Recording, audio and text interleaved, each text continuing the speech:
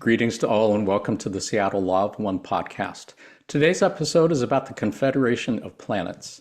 The entities known as Ra and Quo have both said many times that they are part of, shall we say, an intergalactic coalition of planetary civilizations dedicated to the service to the one infinite creator and service to others.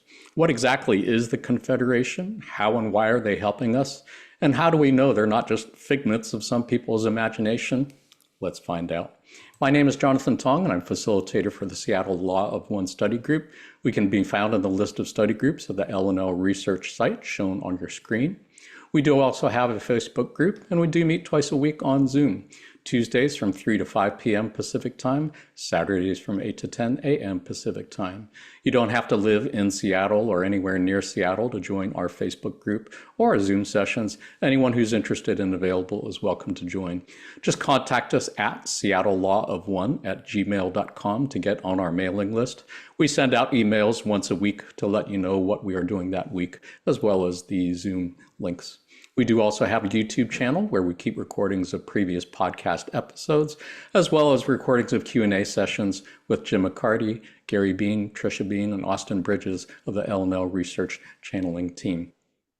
Again, you can just go to our YouTube channel and hit the subscribe button if you'd like to get notifications when we upload new recordings, and contact us at seattlelawofone@gmail.com if you'd like to sit in on any of our Q&A sessions.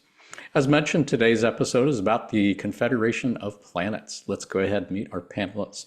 Panelists, let our viewers know who you are and where you're calling from, starting with Gary. Hey, I'm Gary Bean. I'm here from Louisville, Kentucky. So great to have you with us, Gary. And Anthony? Hey, my name is Anthony Johnson, and I'm calling from the West Coast, or probably just a little bit south from you, over here in Washougal, Washington. Washougal, Washington. Always a joy and a privilege to have you with us, Anthony. Thank you. And Andy? Hi, I'm Andy. I'm calling from Cornwall in southwest England, and it's a pleasure. Thank you for having me. It's always a pleasure having you on, Andy. Thank you so much for being here. Did want to note to our viewers that none of us here are experts or authorities on the Law of One. We are just normal people like you hanging out and talking about the Confederation of Planets and the service of the infinite creator. Like normal people do. Any that any of us say could be wrong, especially Gary. And you're welcome to disagree with anything that any of us say. Did want to note that although Gary Bean is one of the folks on the L&L research team that channels the entity known as Quo, he still puts his pants on like everyone else, one leg at a time. Except once his pants are on, he channels extraterrestrial entities from the fourth, fifth, and sixth dimension. And he puts his underwire on over his pants. But other than that, yeah, just like everybody else. I thought it was Make Gold Records. Yeah, indeed. Such a pleasure having you on as a panelist this time, Gary, and just fun just to be able to hang out with you this time. And now that we have established the appropriately serious tone for this conversation, if you are already familiar with the Law of One and the entities known as Ra and Quo, you might want to go ahead and skip ahead to the chapter on what is the Confederation of Planets. Otherwise, for those who are new to the Law of One, you can think of the Law of One as a set of spiritual teachings based on the understanding that all is one, and that one thing is love. More or less everything we're going to be reading today is some variation of that one statement. All of the reading passages we're looking at today came to us through the process of channeling. You can think of channeling as a form of communication, telepathic, between humans and entities such as angelic beings, extraterrestrial beings, spirits of deceased, higher self, inner planes entities, etc. A channel basically serves as a mouthpiece for other entities to speak through. And in this case, those entities would appear to be of extraterrestrial origin. There are two types of channeling that have been developed by our friends at L&L Research.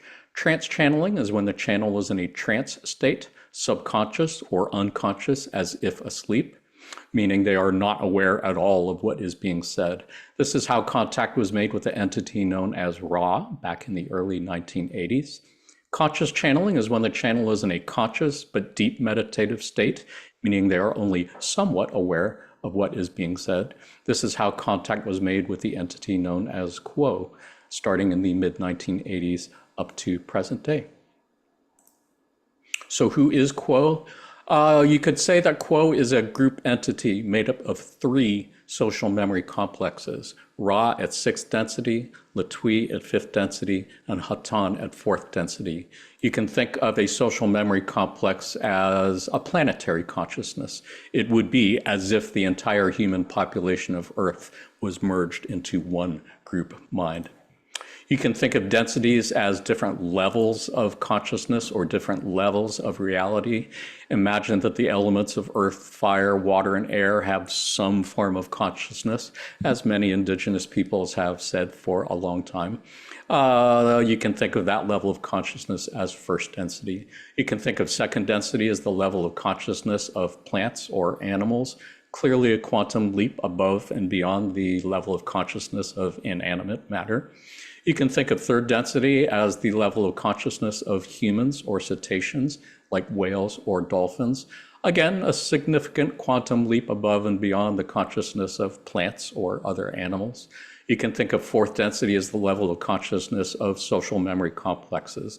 Again, it would be as if the entire human population was merged into one single consciousness.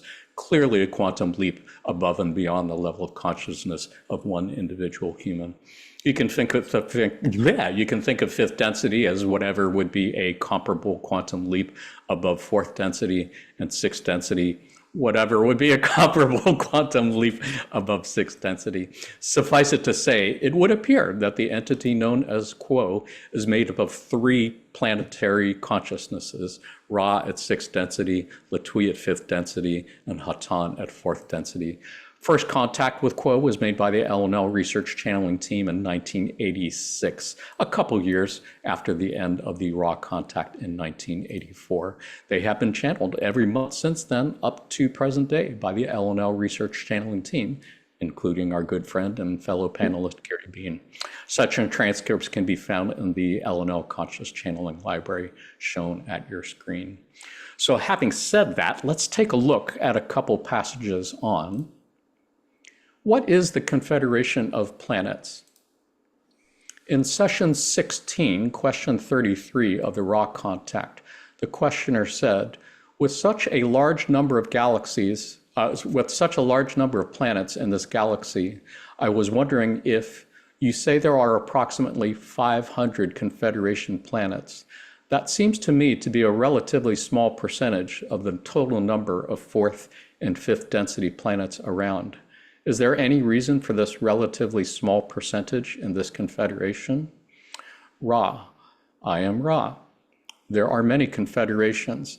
This confederation works with the planetary spheres of 7 of your galaxies, if you will, and is responsible for the callings of the densities of these galaxies.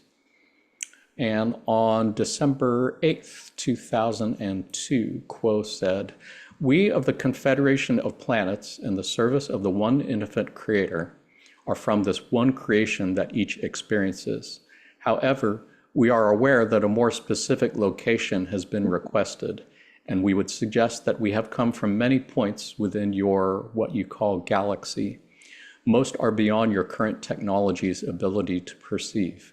We are joined in the desire to be of service to those who call for our aid, so that it is the call that is important, not the placement in time or space, nor the distance, for in seeking, we are sharing steps on a journey with you.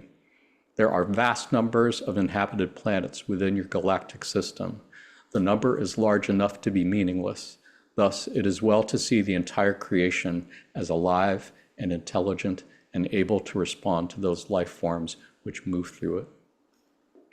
Super fascinating passage to start with, and I just wanted to start with this because I would think one of the most natural questions that people would ask is, where are they from and how many different planets are part of it? And apparently, according to what's been said, at least 500 planets, and they are mainly from this galaxy.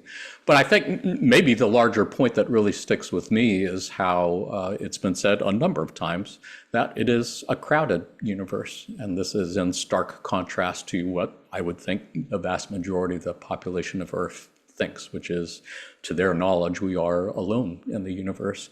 Aside from whatever hints there might be of UFOs and otherwise, I think most people kind of figured that Earth, as far as they know, is all there is. And this is a fascinating revelation. Gary, any thoughts on anything here? Yeah, there's so much to mine about the Confederation that is more essential to the spiritual journey. But just to hover at a surface level for a moment, this quote you pulled up talks about how they tend to, their domain of service is 7 solar systems. Later they say, they misuse the word galaxy there. They intended solar systems. So if you run the numbers, the Milky Way galaxy is said to have 100 billion to 400 billion stars. So if you let's assume there's roughly 200 billion stars, so 200 billion star systems in the Milky Way. Divide that by 7. This confederation that we work with tends to 7 of them. So if that's the average across the Milky Way, and every confederation is taking care of 7 star systems, that's 28.5 billion confederations just for this galaxy. That's a large jurisdiction, I would say. Right. And it doesn't make sense that you could have, 500 planetary consciousnesses, 53 civilizations tending to such a small patch of cosmic real estate. And maybe there's my final thought here, in school systems, there's a ratio of teacher to student where the lower the ratio of teacher to student, the higher the quality of teaching. And maybe that's the case. But yeah, it's just inconceivable to imagine so many organizations.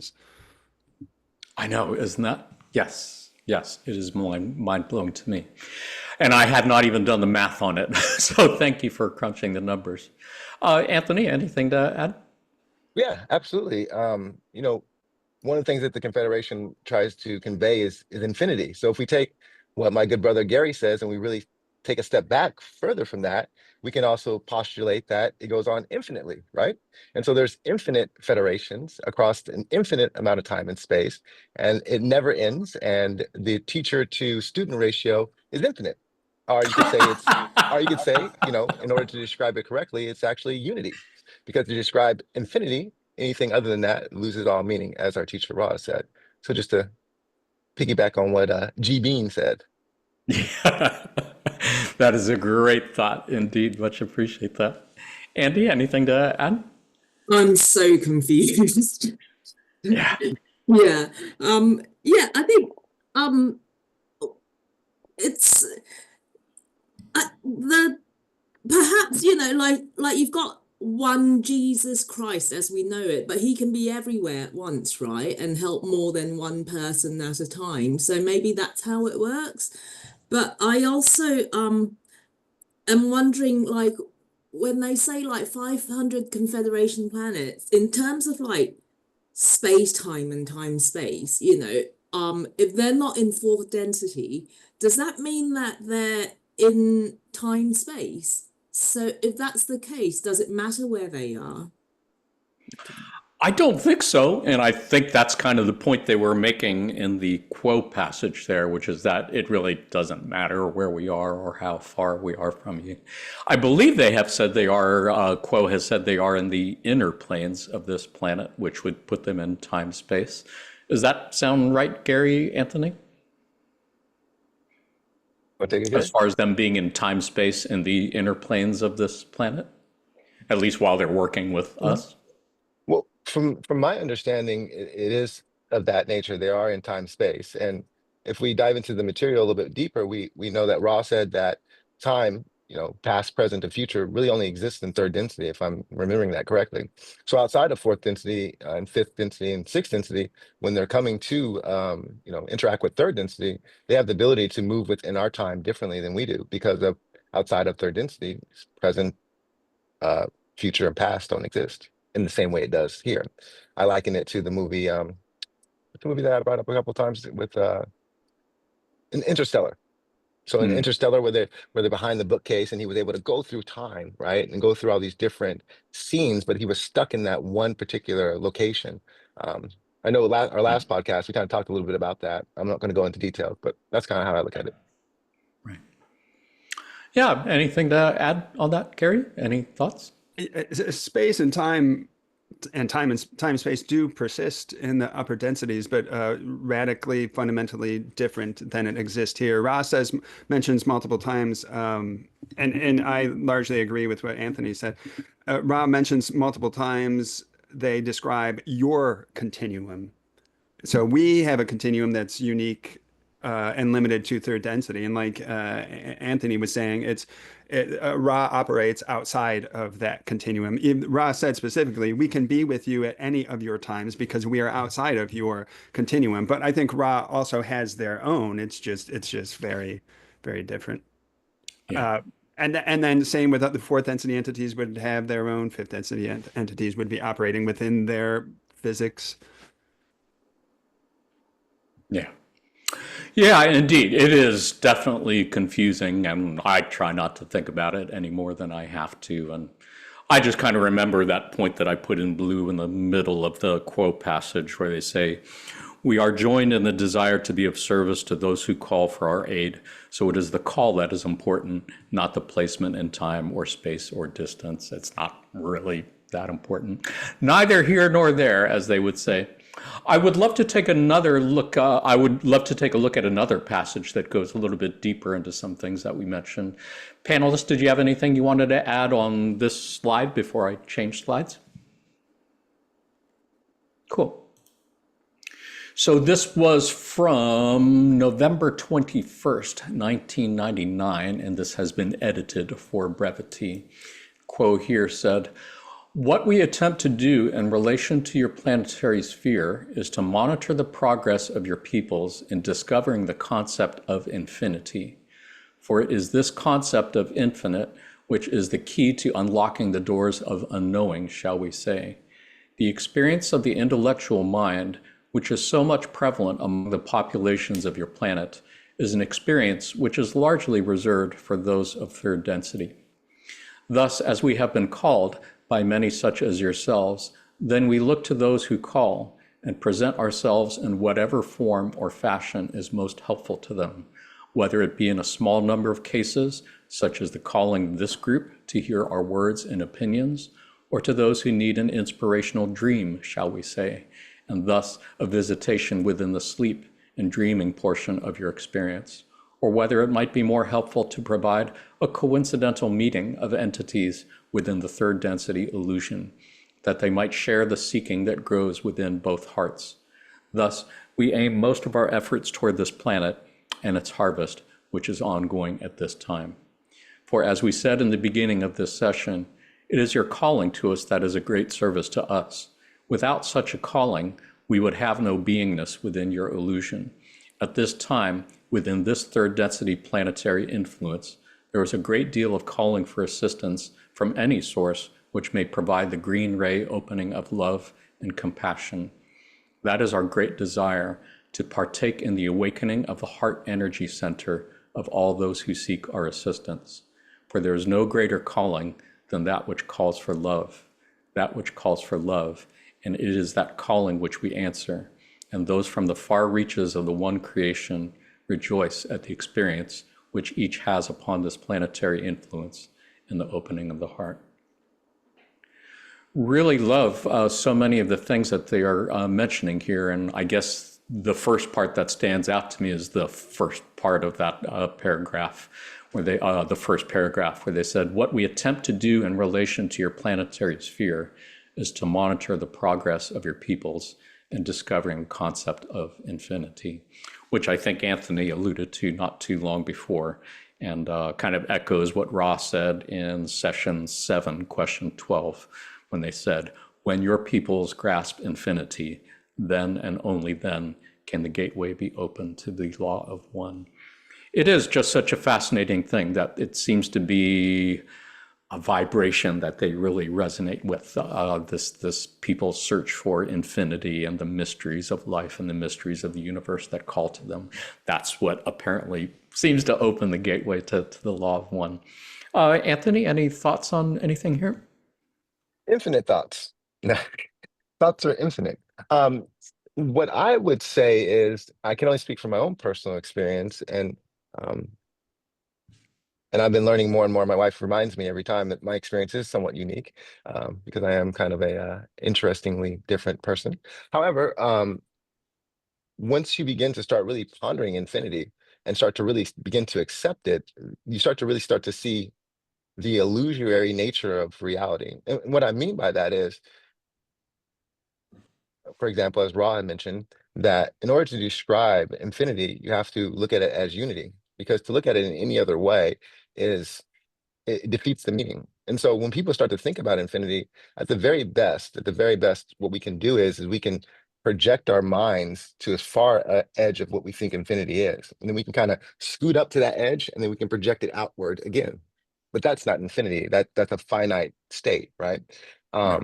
And so really when you start to ponder infinity, even when they look at it from excuse me, a mathematical perspective, it's still not describing truly what infinity is. And so when we start to really accept it, we begin to start to accept the unity and the true nature of reality. And the true nature of reality is oneness, right? And oneness is infinity, infinity is oneness. And so when the planet understands that, many things can happen. We can start to let go of a lot of attachment to the need to explain things and the need to understand and quantify all these things that do not need to be necessarily quantified, because we understand there's unity in it. Right. I'll let you guys wonder with that. Yeah, and that is something that seems to be so uncommon for people to be able to even think about that. I'm guessing so many people are just scrambling around trying to make ends meet. They rarely, if ever, like ponder infinity and oneness and unity, and yet that is exactly what Ra and Kuo have been saying, that is the key to the next step in our spiritual evolution, which is beautiful. Andy, any thoughts to add? Yeah, I mean this passage provokes so much love, and I think what they're saying can't be understood through words. However much we try, it's got to be experienced.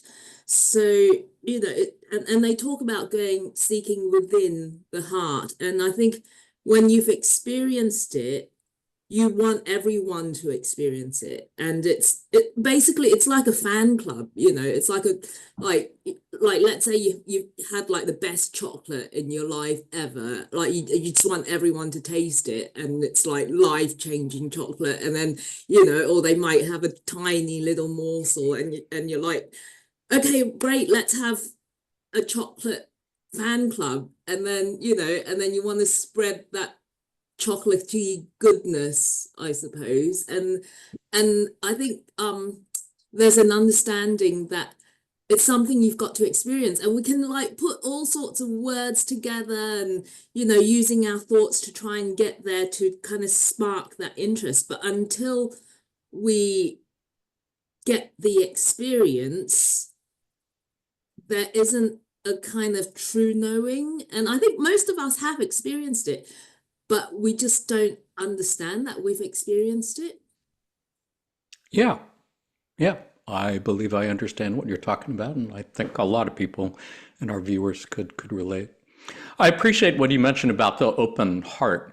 And yes, they are alluding to what in Hindu and Buddhist traditions is referred to as the heart chakra, or in the Law of One is referred to as green ray because the color apparently that it's associated with. But yeah, I would think anyone who's had that heart opening experience of feeling unconditional love for all, even if it only lasts for a few seconds, it is something that kind of goes beyond words, and something you would love to experience again, and something you would love to share with everyone. Gary, any thoughts to add? Yeah, I appreciate what Anthony and Andy shared. I don't know how accurate I find this first sentence here, that they're monitoring for the discovery of infinity specifically, because Ra does describe the Confederation as gardeners. And, for instance, they talk about their relationship to planet Earth during the first 25,000 year cycle. And they say that their role was that of the gardener who, knowing the season, is content to wait for the spring, meaning the 25,000 year cycle, the first opportunity of harvest.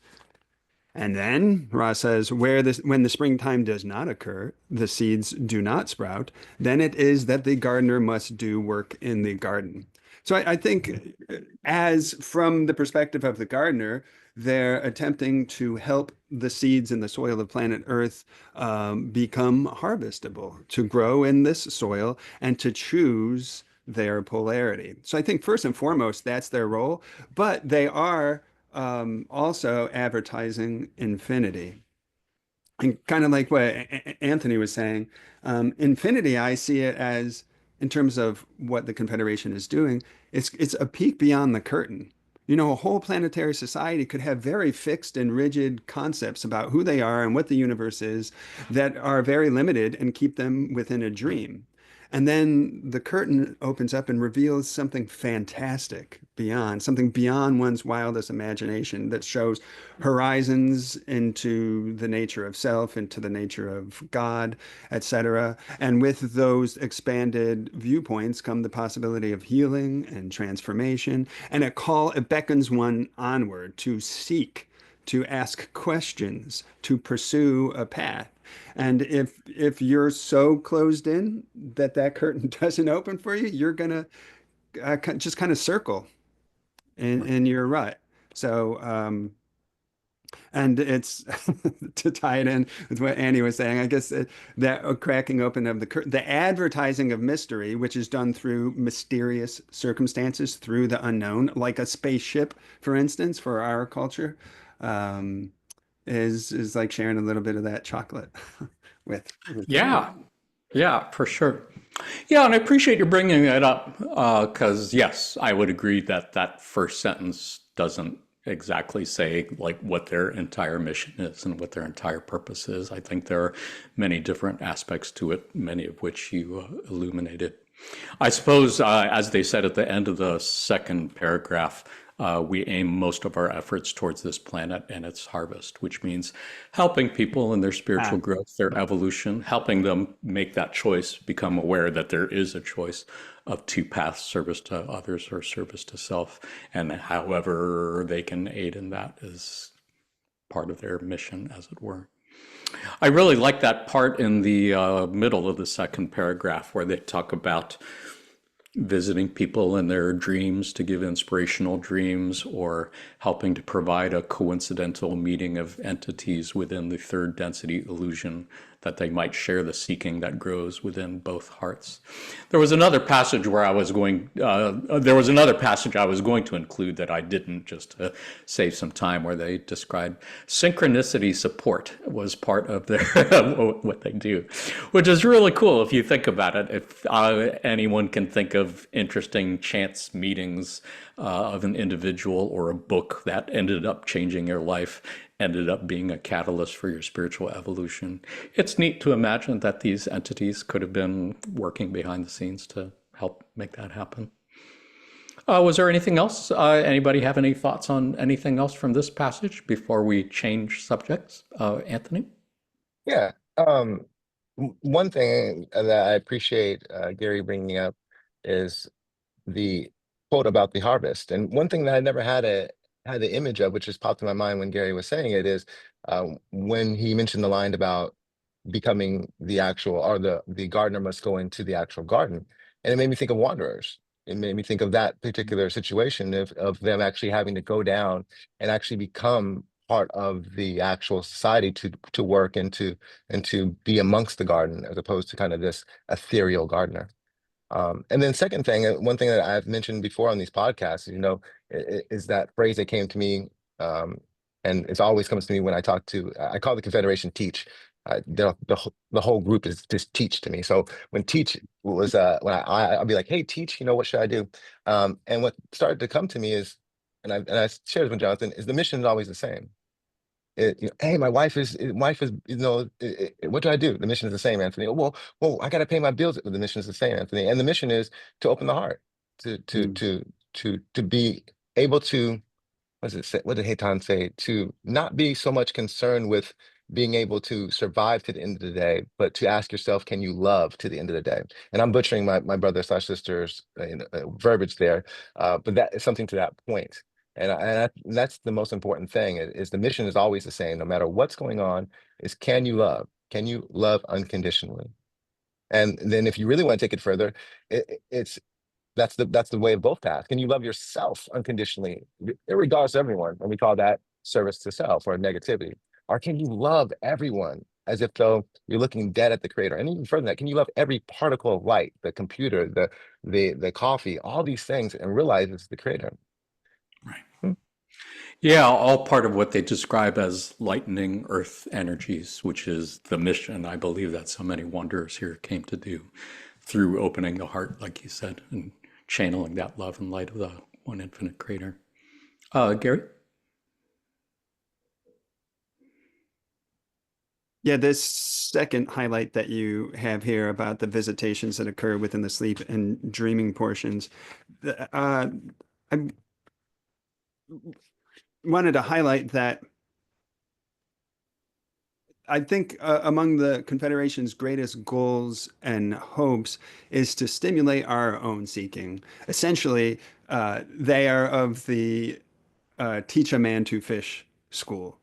Um, all their advertising, all their effort, the gentle awakening that they try to offer, say in the dream state. Ra describes it as one which seeks to, quote, avoid causing fear and to maximize the potential for an understandable subjective experience which has meaning for the entity.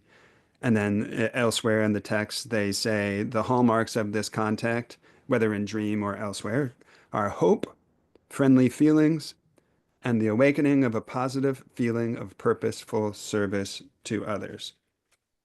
So all their efforts are just bent on helping humanity to awaken from the dream of third density so that they can begin the seeking and get this message that Anthony's getting from Teach every time he asks, which is just to love, to open the heart, to relate to one's fellows from the heart. So beautiful and so simple. It's a good reminder every time we try to make things more complicated than they need to be. That's really all it comes down to. It's so simple that Andy? it's extremely complicated. Yeah. It seems to go with the territory of third density.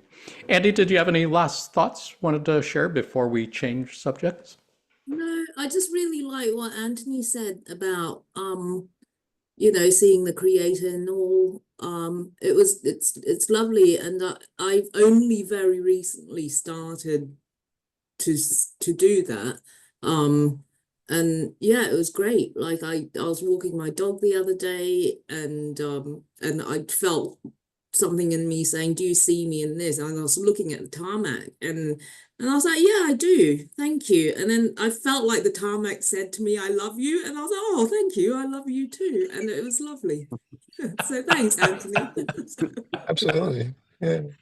That's beautiful. Why don't we go ahead and take a look at a couple passages on the service to self counterpart of the Confederation, which is known as Orion Empire. In session 8, question 12, questioner asked, we talked a little bit about the Orion group, but why do the Orion group land here? What is their purpose? Ra, I am Ra. Their purpose is conquest. Unlike those of the Confederation who wait for the calling, the so-called Orion group calls itself to conquest. Question 14. Questioner, what do the Orion group have? What's the objective with respect to the conquest of the Orion group? Ra, I am Ra. As we have said previously, their objective is to locate certain mind-body-spirit complexes which vibrate in resonance with their own vibrational complex, then to enslave the unelite, as you may call those who are not of the Orion vibration. And then in session 11, question 18, questioner asks, then we have crusaders from Orion coming to this planet for mind control purposes. How do they do this? Ra. As all, they follow the law of one observing free will. Contact is made with those who call. Those then upon the planetary sphere act much as you do to disseminate the attitudes and philosophy of their particular understanding of the law of one, which is service to self. These become the elite.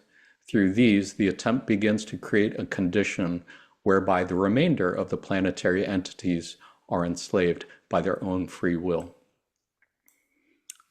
Questioner, can you name any of the recipients of the Crusaders? That is, any names that may be known on the planet today?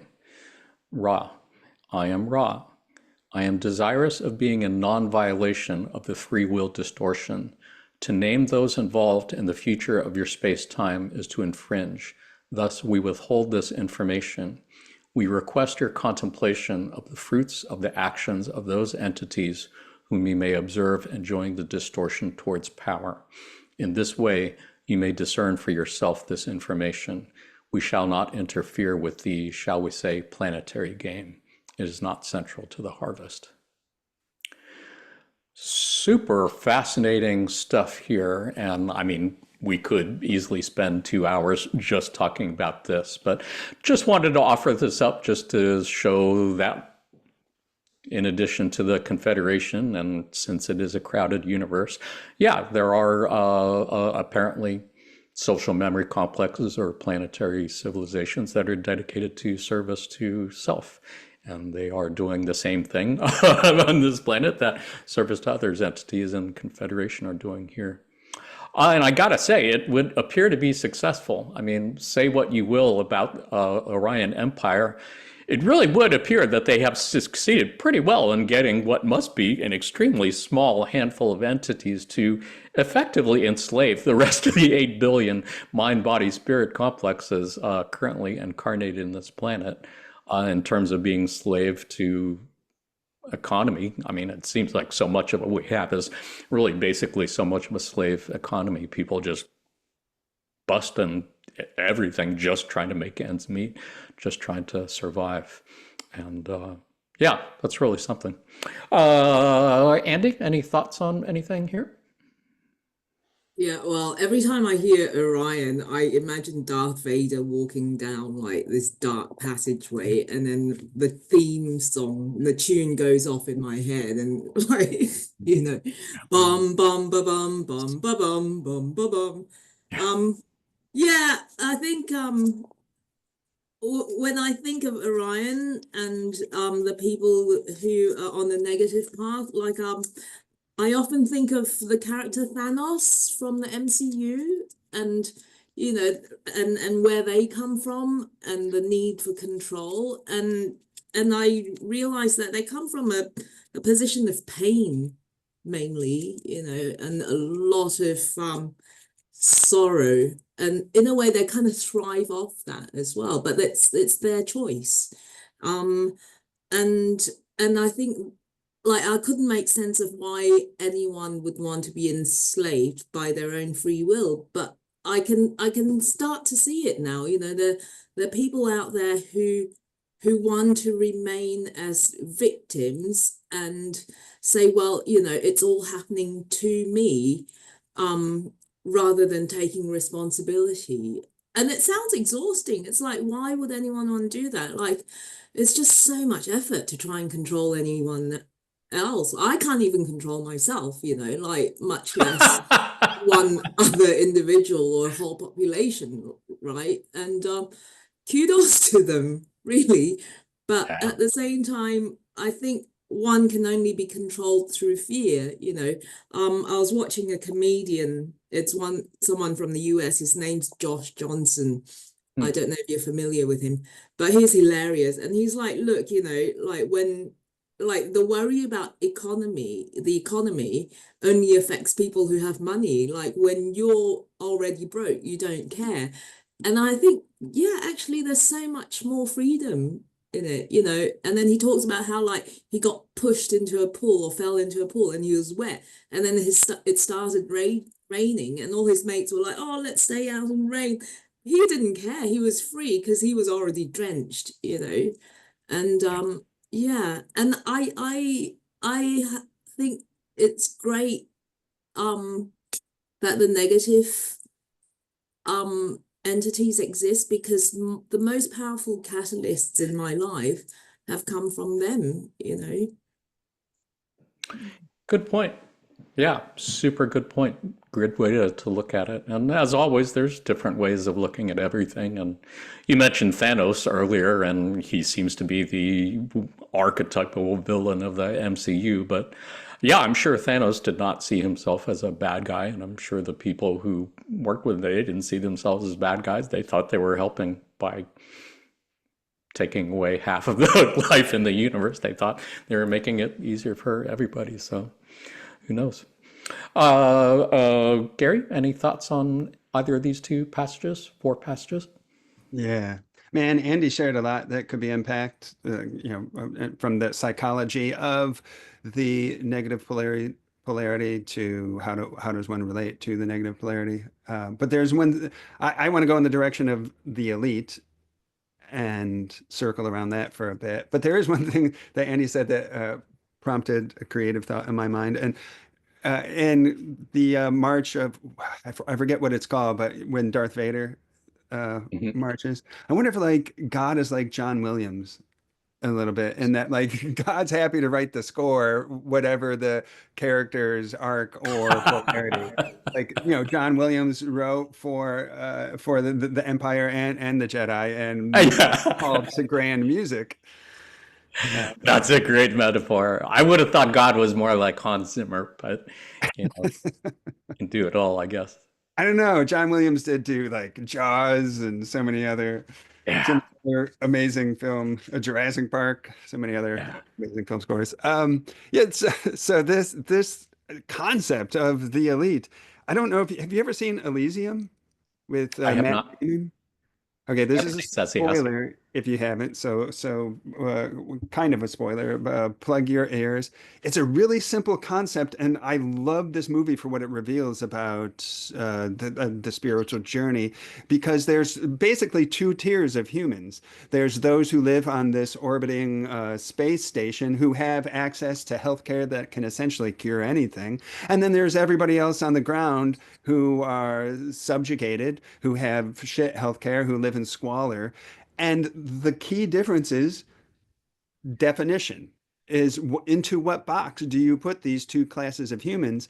And Matt Damon's quest, he's the protagonist in the movie, becomes all I have to do is reclassify everybody else on the ground to give them citizenship as a member of this orbiting space station. It's like, sounds really simple, but it's profound when you start digging into it.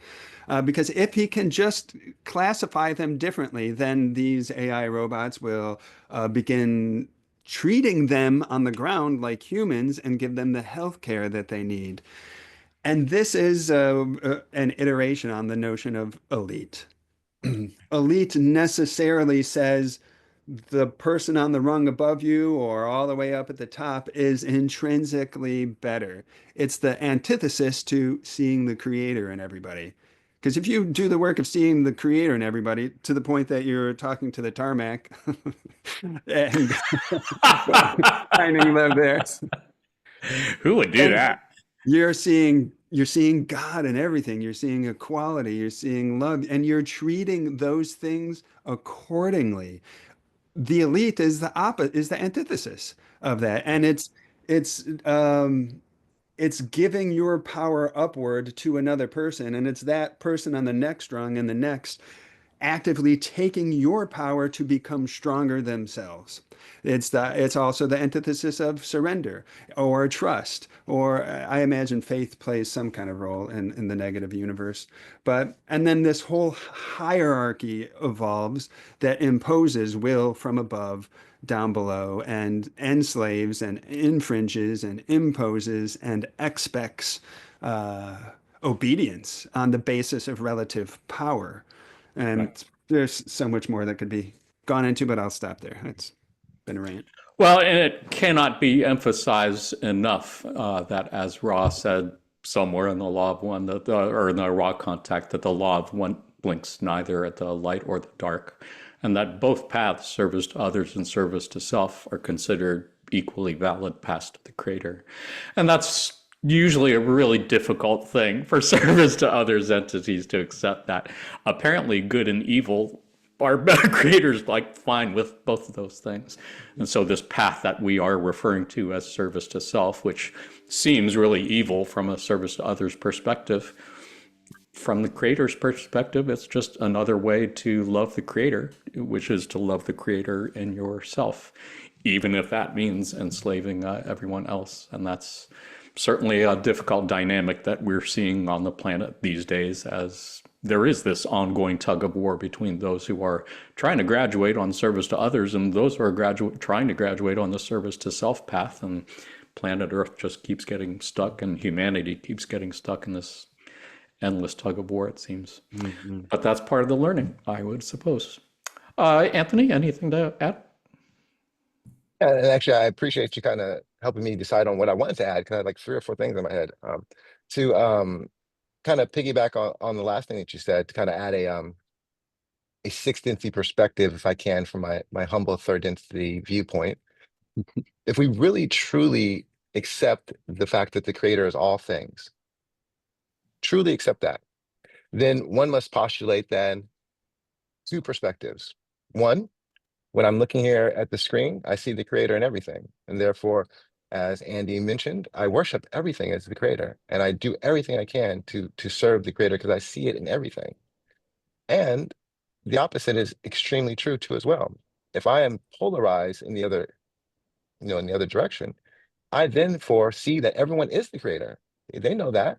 However, they feel that they are Thanos, and they are a better version of the creator, and that they have a right, better yet, more so an obligation, to provide their form of service to us, because from their perspective, it's a hard dog world. And for them to see a poor little innocent pub like us on the service to other side, not only are we naive, but we are weak. And we must need to be shown the true nature of reality. And so let me help this poor, weak little being out by commanding it and demanding it and helping it along. And by helping it along, I mean by helping me along, because I am the better version of the creator. I am the more intelligent version of the creator. And they convince themselves of that. Now, when I started to ponder that, I began to become very compassionate toward that, because it's a very long road that they're choosing to travel. And as Andy mentioned, in their attempt, they're actually invaluable to us on this path. And I'll end with this one little thing. And it's a story that I learned from, I would say, the other teacher one other teacher that has taught with Quo, which is Aaron. If you guys ever read the Aaron and Quo dialogues, Aaron is one of my favorite, actually the only other teacher I listen to outside of the Confederation, the Law of One. And Aaron talks about a story about a village, and I'm butchering it, just to let you know.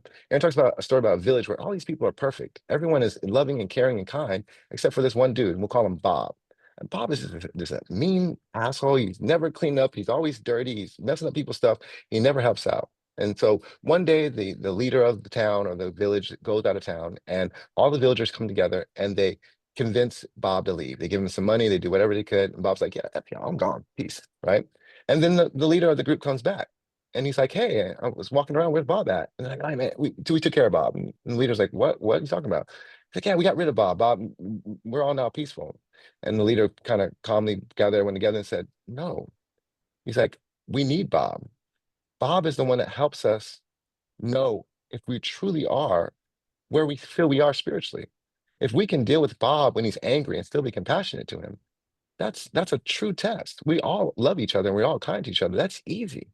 But to be able to face someone like Bob really truly allows you to truly test whether or not you are truly polarized. And back to what Tom was saying, can you really love until the end of the day? That's easy. When I'm kicking it with Gary and Andy and with you guys, that's easy work, right? But Right. but when when I'm coming home late after work and I haven't slept all day, my wife needs me to do 3 or 4 things, and the kids are running around and diapers are flying off, that's the challenge. And that's where we have to lean in at, and they provide that opportunity for us, and whether they realize it or not. And I'm grateful for it. For sure. Are you saying that Jonathan could serve us better if he was an asshole on this podcast? Well, we all serve in our own ways, we all serve in our own ways. But yeah, no, but everything, I but could that's be the a beautiful. bigger asshole than I already am. Wow, that's Well, pretty that's the good. beautiful thing about the simplicity of our path is that it doesn't matter. We just have to love everyone. The mission is still the same. It doesn't matter if there's a huge Yeah, elite system. It doesn't matter if there's everything blows up tomorrow. The mission's the same. And as easy as Right, that is, it's so hard because the right, mind wants to justify everything. right. My wife is being an asshole to you, or Jonathan's being an asshole. The mission's still the same. No, you make me feel the mission's still the same. But no, but the mission's still the same. It's like, Right. fuck. Dang, Yeah. man, can the mission change just for 2 seconds? Nope. Yeah, Not and going I to. think that is the challenge for all of us on the service to others path. It's easy to love others who are on the service to others path. Loving the people who are being like evil and ruthless and hurting others, that's the challenge. But apparently that is kind of what we're expected to do and need to do in order for us to graduate to the next level. I guess I'm reminded also of the yin yang symbol, the light and the dark, which means you need both. You can't get rid of the dark and be whole. That is, again, part of the challenge that we have to embrace our shadow selves rather than trying to push them away or silence them or conquer them, to integrate all together and know that we need them. We need what they bring as well for wholeness. Makes for a Uh, much more vivid experience for the creator, yeah. as Ross said. For sure. For sure. And they're definitely giving us opportunities to polarize that we wouldn't have had otherwise, that's for sure. Anybody have any?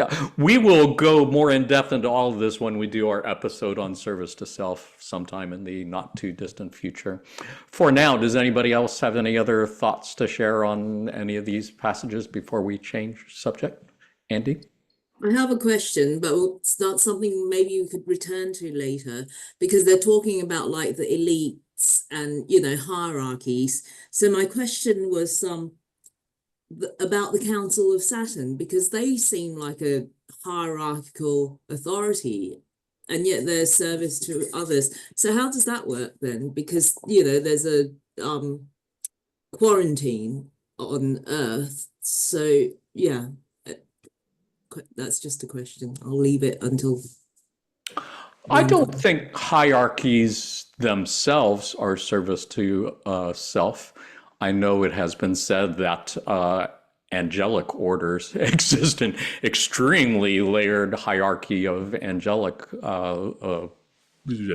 orders, for lack of a better word.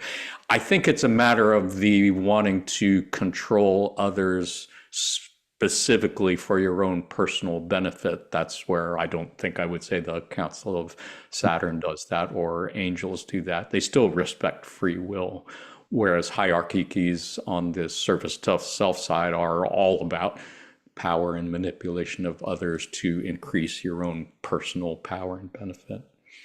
That's my first thought on it. Gary, Anthony, any thoughts on that?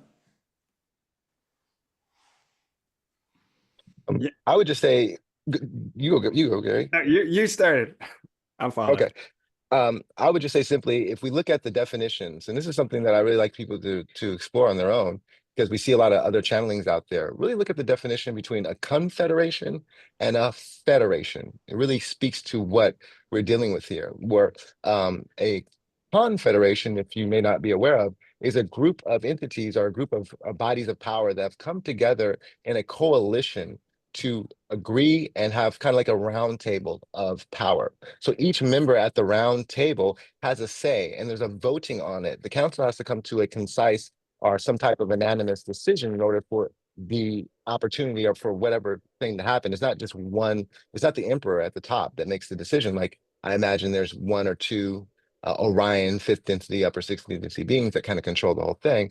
But we have a kind of confederation, and there's still, as we see, individuals who they're not authoritative, as we learn from Yahweh and others. They're people who get close to or even infringe upon that, and we don't hear of the council, slapping down a hand of judgment on that. It's more so I would say advisory board in a sense, and the members of the Confederation, due to the aspect of what the nine represent, which are these different aspects of the creator, they tend to take or heed the advice of the council.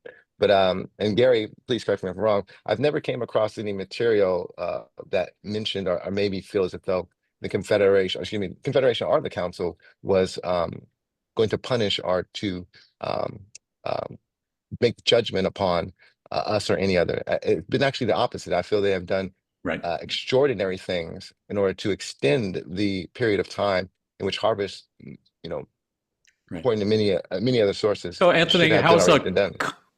How is a confederation different from a Oh, excuse me. federation? And a federation is, I dare say, very much similar to our own government, where the need to control is actually dictated by one source. So you have all the states who are individual powers, but they all answer to the federal government, which is the authoritarian variant. And so all power is to the emperor, to the federation, to the governing party, where confederation is the powers are all equally distributed amongst all members. Thanks.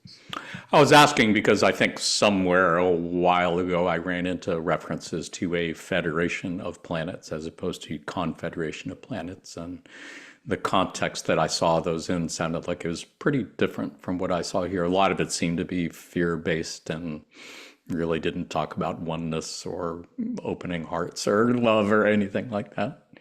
Gary, did Hence you have why anything to add to what Anthony said?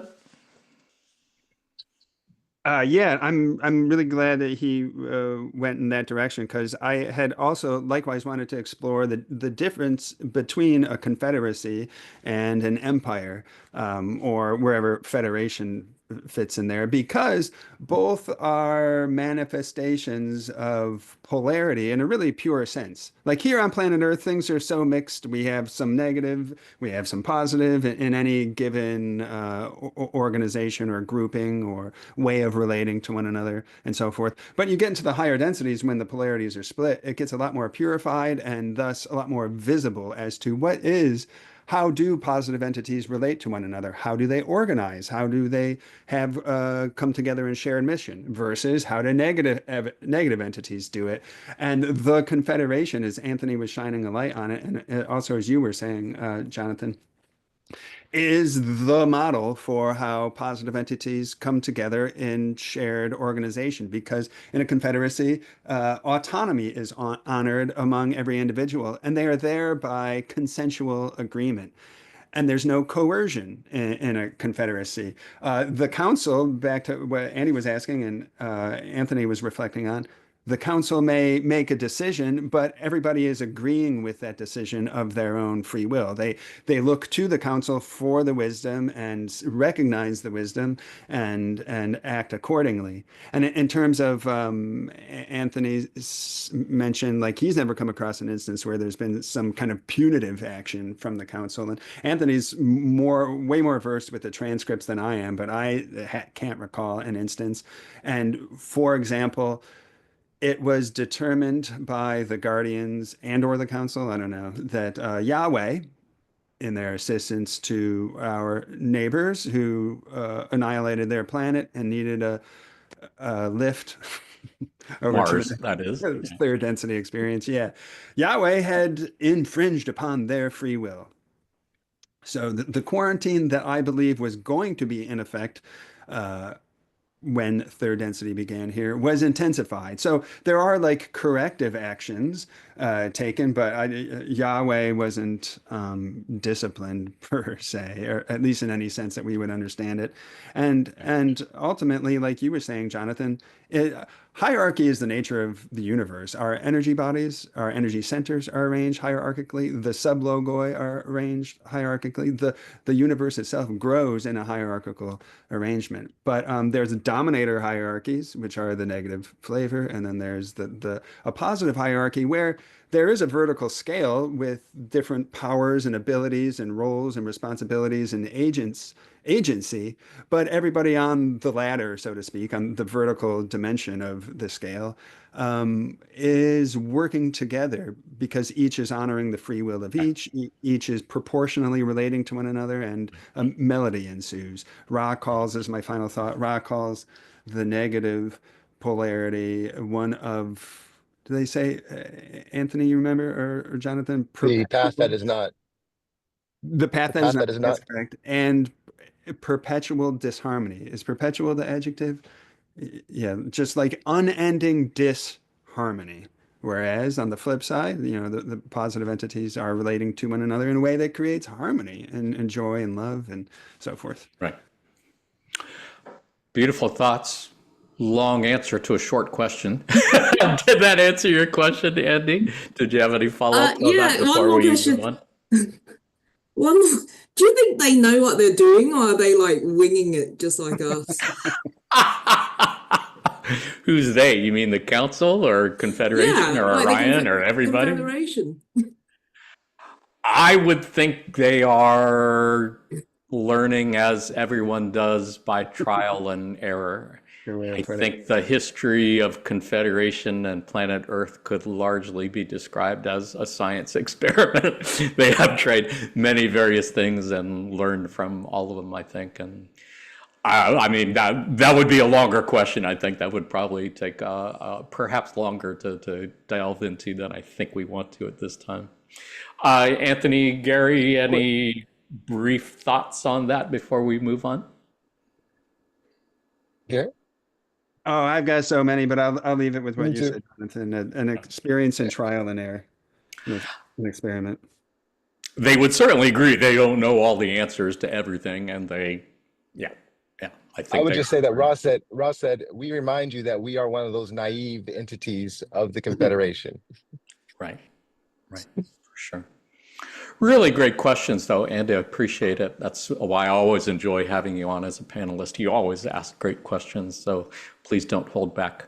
But I am looking at the clock and noting that we're about an hour in, and we've still got quite a ways to go. So you watching this on YouTube, feel free to just pause it and throw this video in your watch later list, and when you come back to it later and start, it'll pick up wherever you left off. And this is why we always divide our episodes into chapters, so you can skip around wherever you want instead of watching the whole thing all the way through. Otherwise, let's take a look at a couple passages on another name that the Confederation of Planets goes by, and that is Brothers and Sisters of Sorrow.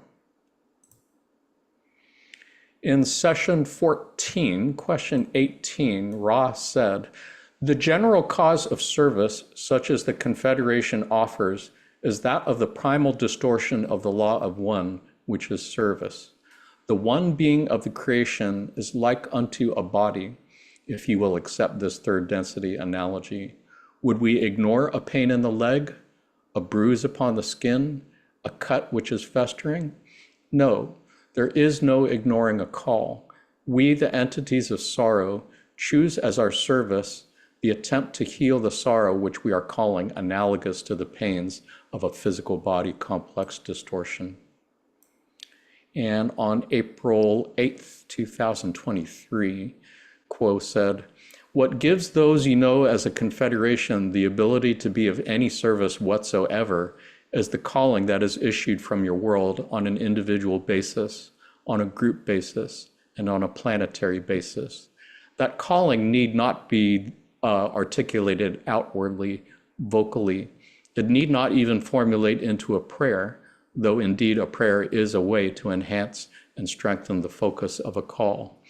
But it is a function of the state of being, the state of need, the vibrating of pain, or a question within the entity that rings our phone, shall we say, allowing us to answer the call as best as possible without attachment to outcome, but with the dedication and fidelity to service that we may help promote the healing, the transformation, the restoration of your peoples from the illusory state to that which they have always been." I really love the idea that they're really just responding to calls. They, unlike the Orion Empire, which is happy to go in without being called and conquer and conquest, the Confederation generally respects free will and does not do anything unless they are called to. But the idea that the call doesn't have to be verbalized in words or vocalized, it's just pain. They're responding to calls of pain and anguish from our planet, which I would assume is a fairly loud call. That's a beautiful thing to contemplate. Gary, any thoughts on anything here? One thought, one question. I have always imagined that are we on the Brothers and Sisters of Sorrow section? We are in the Brothers and Sisters of That's what I Sorrow. thought. Okay. Yeah, first two pastors. Yeah. I have that they call themselves such because of exactly this first quote here. How could we ignore that which we feel as if it is in our own body? And the misery on this planet, on our neighboring planets, and probably not infrequently in third density generally across the universe, but particularly here, the call of pain and suffering and people crying out in their limitation, um, in their loss and so forth has to be enormous. And they respond with this deep empathy as if they are feeling it in their own body, and they have to, and not in necessarily a sense of we must make this pain stop, but we have care to offer. We want to help lighten the load, alleviate the suffering, and first and foremost, like I said, by teaching a man to fish, inspiring others to use their catalyst so that they needn't be so under the heel of suffering. So that speaks to me a little bit about the Brothers and Sisters of Sorrow name. Also, I'm wondering if there's time on this segment why they use these particular metaphors for bodily pains, injuries, conditions, and so forth. Oh, interesting. What are you thinking? You mean as opposed to some other metaphor, analogy? As opposed to, say, cancer or brain damage or gangrene. I don't like something far or severed leg or something. These all seem kind of on the surface. Oh, pretty benign is what you're saying. Not really that big a deal. Right, right. That's interesting. I think that thought had crossed my mind as well. Yeah, like a bruise, a pain. It seems like they would be responding more to a severed limb or something like that. That's a good question. What do you think, Anthony? Any thoughts on any of that, or anything else? I think Gary's kind of alluding to the answer there. Third density is a very illusory place, and these pains and these angst that we think are actually working against us are actually the key to us graduating. And so I think maybe that might be it, because Raw, they spend infinite amount of time in time spaces to answer any questions. So who knows how many iterations of this answer happened within the social memory complex before this is the one that they all agreed upon. I can only speak from my own personal opinion, and some of you guys out there may think I'm kind of a wussy, but I have always had a hard time watching like a lot of action movies, because like when I see the person get shot, I actually flinch a little bit, and or I see someone get their arm broke, I actually feel something, and I've never watched the movie Saw, because the idea of people being tortured and things like that, it actually, it, Yeah. I, Yeah, me neither. I have too much empathy. I'm not gonna say, let me phrase that. Society would say that I have an overwhelming amount of empathy or that I'm weak. I would disagree. However, I would imagine it's similar to that, where if you were watching a television show, or in their case, watching, Earth 3.0, season 3.5, or I'm about to go in the fourth instance, whatever, that when they see us, moving about and as Ross said, we're dancing thoughts, moving ourselves erratically around in this ballroom, bumping into each other, they feel the pain of that. They remember, not only do they remember it from their own third density, but they remember it because they walked, specifically for Ra, because they walked among us and they actually experienced it. They actually experienced the loss of students or friends, and they actually experienced the coming and falling of societies as they stayed amongst the population until situations occurred where they felt they needed to leave. And so they have that direct memory raw in them. And then and on top of that, there are many wanderers from, Latwi and El/Lima and other groups too as well that can say that they have some type of memory of it too through the wanderers that they sent here. So yeah. Yeah, fascinating to consider. Andy, any thoughts to add? Yeah, well, you can't ignore a pain in the arse, can you? Like, which is what I am, definitely. Pain in the But arm? Is that what they say in the UK? pain in the arse. Do not say that in the US. Pain in the ass, yes. Pain in the Yeah. arm, no. Yeah. Well, I read recently a book called The Impersonal Life. I can't remember. Anyway, it's all about the I am. And in it, there was a metaphor about how like we are all cells in God's body. And so not only do we have pain, we become the pain, I think. But that pain, it's like growing pain. With pains, like without the pain, there'd be no motivation to do anything really. Right. And it's and I think their form of helping is probably the best way of helping, because they're not providing solutions, they're giving us the strength and the hints to find our own solutions, because that's so much more empowering. Yes, Indeed. that's all.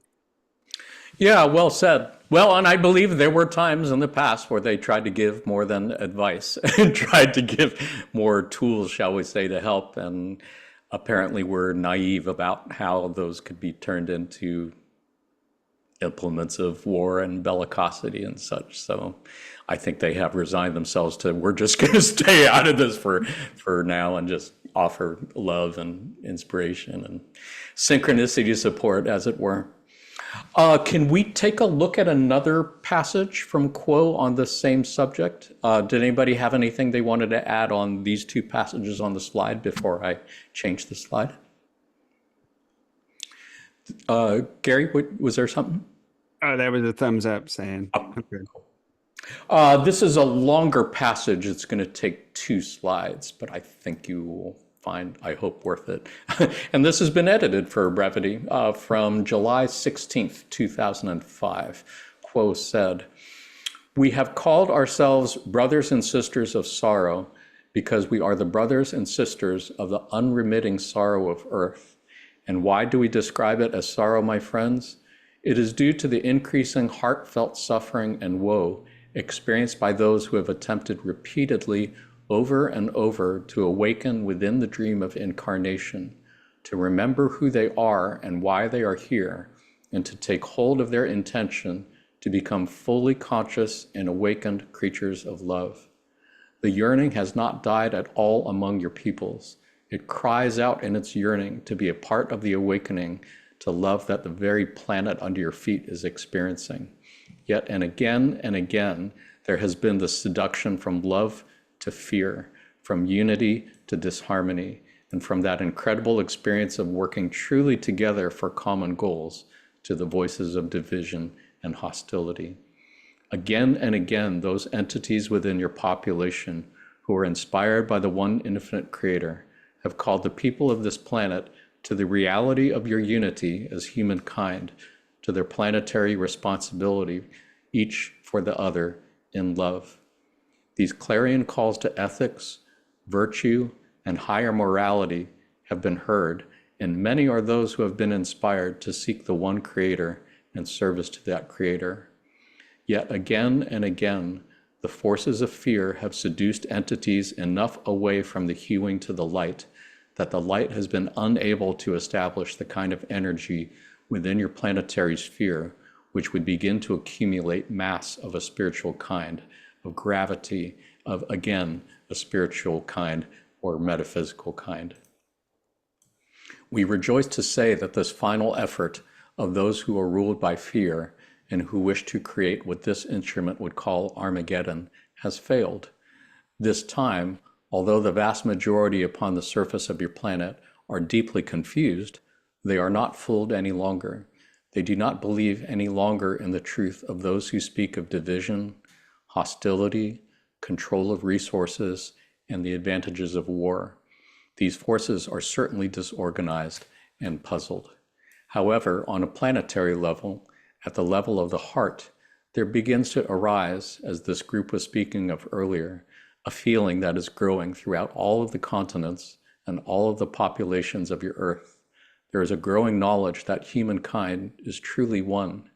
There is a growing awareness among ordinary, everyday people that the leaders that have been given power have misused it and are not to be trusted. Really beautiful passage, and interesting that it was shared in 2005, and looking at how much the world has changed and how much of this same kind of confusion and disorder seems to continue. It's not in this passage, but I remember another passage I read where Quo said something to the effect that this planet is a very unusual third density planet insofar as this late in the end of a master cycle of 75,000 years, that there still exists this dual call. They were saying that most planets somewhere in 25, 50,000 years kind of managed to come together as a group enough to like move the needle, as it were, in the direction of service to others or service to self. But in this case, Earth is unusual because we are already at the very, very end of third density, and the planet is already vibrating fully in fourth density. But we've got what they call a dual call, just as we of service to others are calling for help from Confederation. There are a small but significant number of entities on the planet who are trying to graduate in service to self, and they are calling for help from the Orion Empire as well. So again, it's this tug of war thing that we've gotten, and you can see how it plays out in the social and economic political fields. But suffice it to say that, yeah, it is inspiring that, I do see more and more people waking up to the oneness of everything and being able to see the creator in themselves and others. And that I do find really beautiful and inspiring.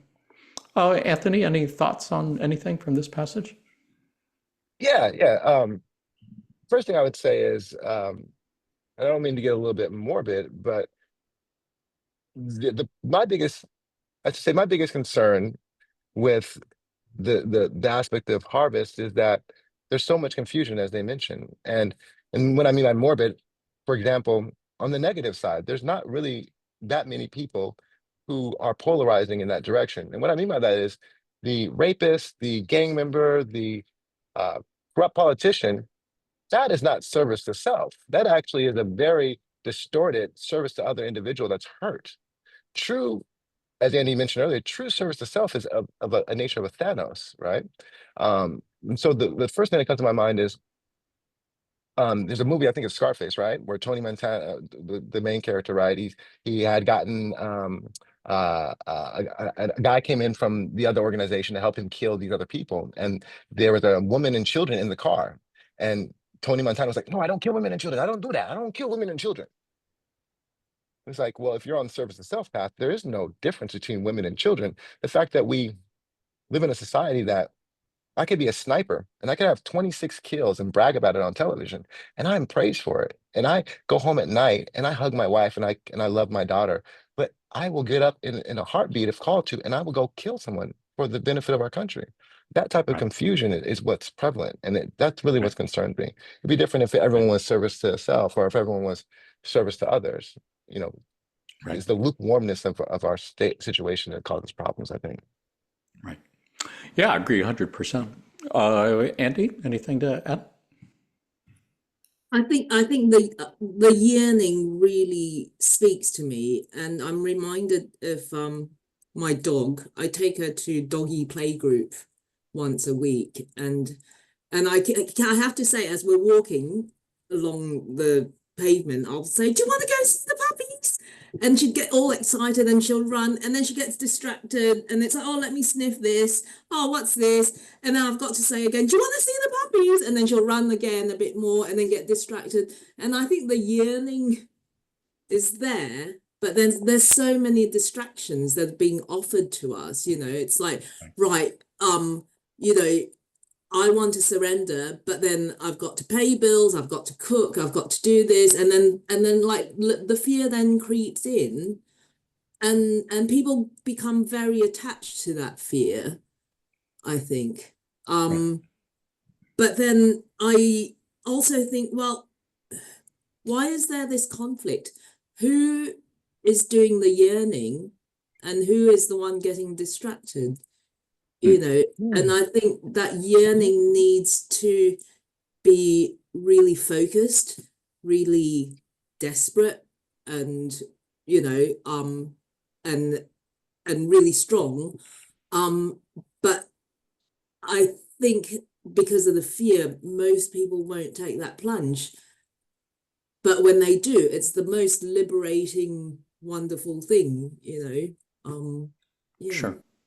Yeah, and I think it's worth mentioning that, I mean, I don't think anybody knows how many people really are specifically trying to graduate consciously on the path of service to others, and how many are aware of the service to self path and are consciously trying to graduate on it. The vast majority of people on planet Earth, I think it would be fair to say, are just unaware that there's even a choice to be made, and they're just caught in what has been referred to as the sinkhole of indifference, where they can't quite muster up enough polarity to graduate service to self on the 51% mark or graduate service to self on the 95% mark. They just keep swinging back and forth somewhere in between. But I think it's fair to say most people, if you ask them, would rather live in a world based on love and peace rather than a world based on fear and war and violence and such. And I think whoever's trying to graduate on service to self knows that they really can't get humanity to agree to live in a world like that. The best they can do is prevent them from polarizing towards service to others, and do what they can to prevent or delay the graduation to service to others as long as they can. So anything they can do to keep people in a constant state of fear, anxiety, confusion, war, and so on generally just helps them run down the clock, I guess. What do you think, Gary? Any thoughts on anything from here? I think you're 100% right in terms of the agenda and goals of those of the negative path. If they can't achieve a negative harvest, they're happy to create conditions of division and fragmentation and distraction and so on and so forth down on the surface, such that the positive polarity has a more difficult time at it. Yeah. Yeah, I just a couple comments on what Anthony and Andy said. And I agree also 100% with Anthony regarding the confusions around what polarity means, what it is to polarize. In the case of Tony Montana, not, uh, not having some respect for women and children, it could just be that he's well on the way of the negative polarity. He just hasn't hit the harvestable grade of 95% yet, and he's got to let go of that respect for women and children, or so holding some sanctity around them, some off limits.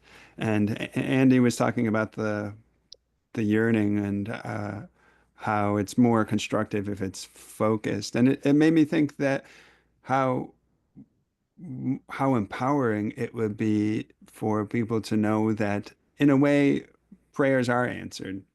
Maybe not the prayer of like, I give me this car or heal me specifically of this disease per se, but that which we seek, we attract to us.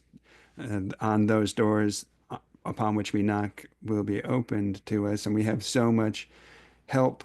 And the more we align our desires and our prayers with spiritual growth, I think the more likely we are to attract those situations to us that unlock the potential for that growth.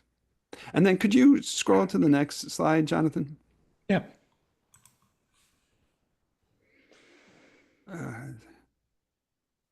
Yeah, like I don't, there's a couple perspectives merging here, but the majority, presumably, allegedly, is Quo's, and then a minority is Carla's.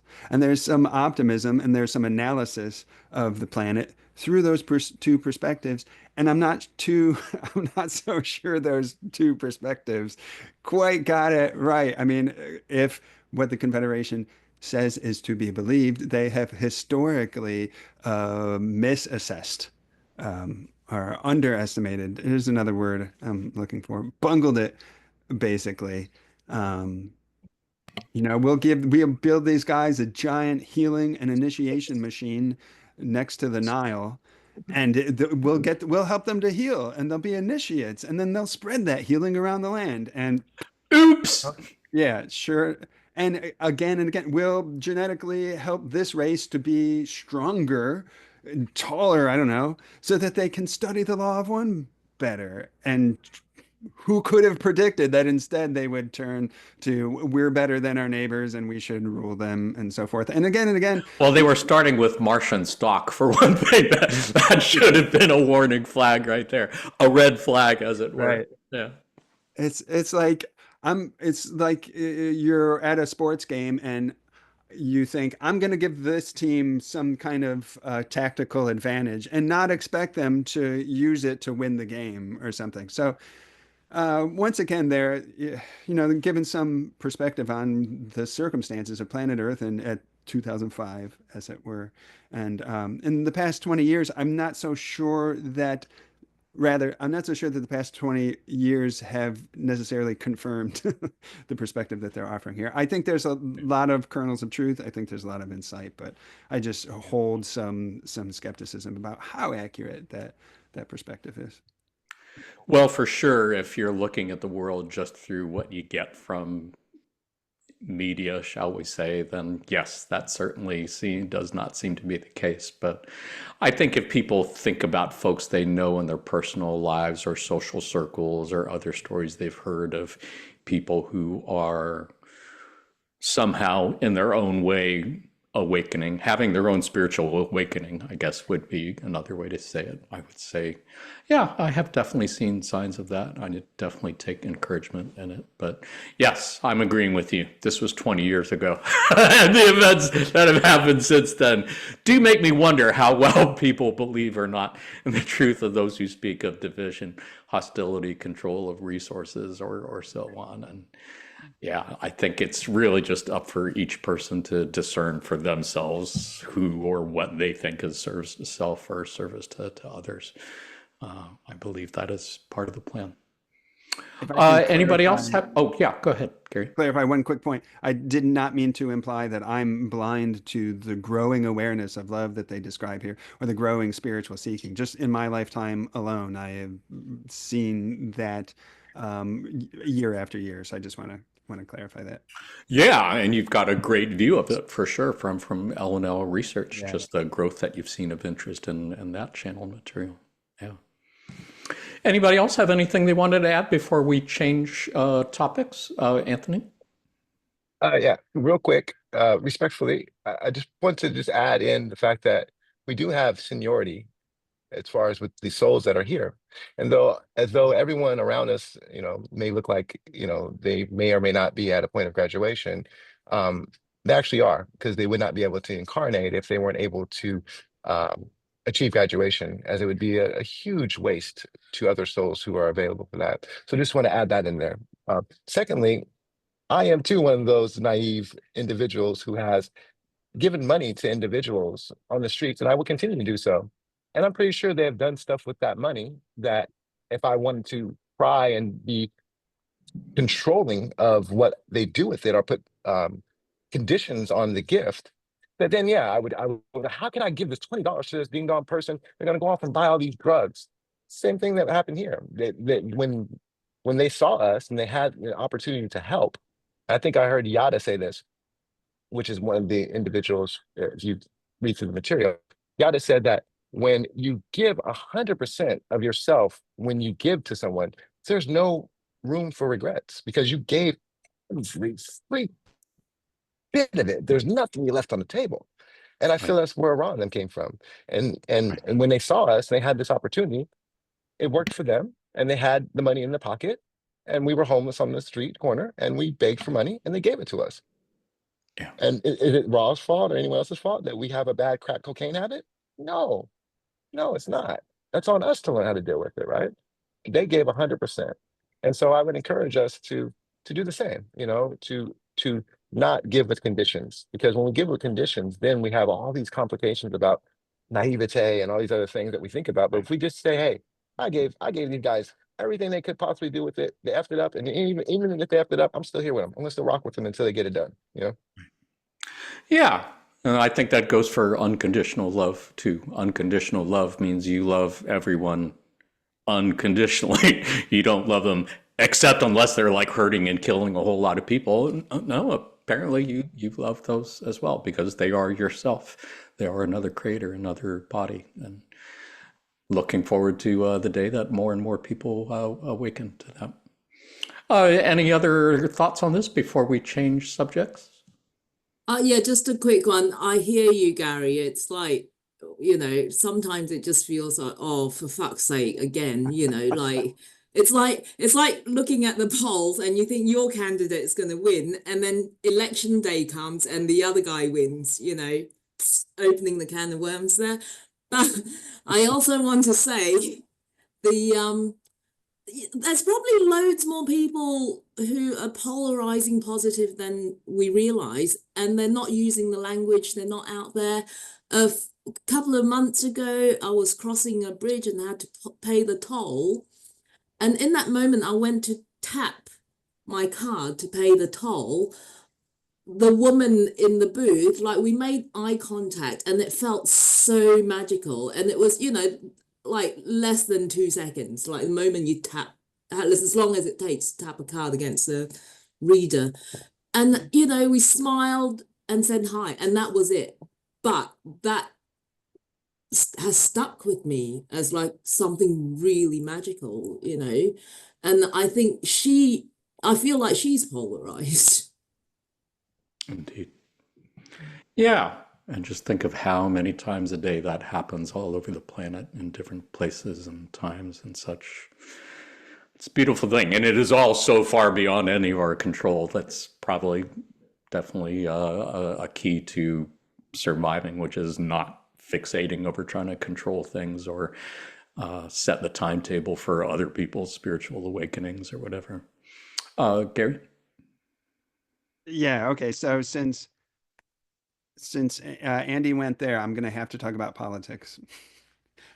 I'm kidding. I won't have to talk about politics. Jonathan's faces. Sure.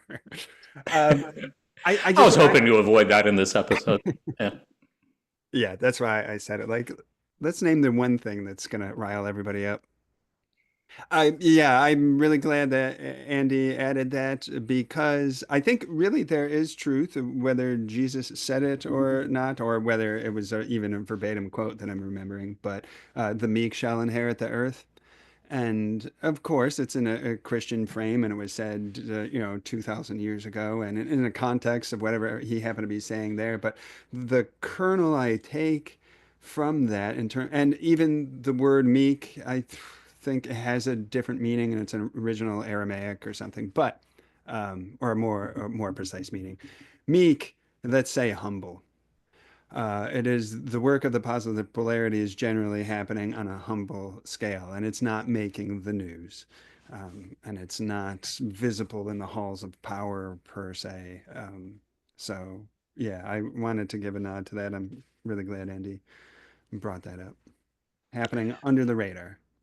Yeah, and it is, again, even more super fascinating to contemplate that that's actually part of the design, that is part of the archetypical mind of this logos that is supposed to appear to have a bias towards service to self, just in order to make it that much more challenging, that much more difficult for people to consciously choose love over fear and to choose unconditional love. It's well designed. Gotta say, it's going very well according to plan. Gotta say. Why don't we go ahead and look at a couple of passages on yet another name for those of the Confederation of Planets in Service of the Infinite Creator. And that is Confederation of angels and planets in the service of the infinite creator. On December 2nd, 1990, Quo said, "This instrument is provincial and archaic and requests that we use the term angels as we greet you.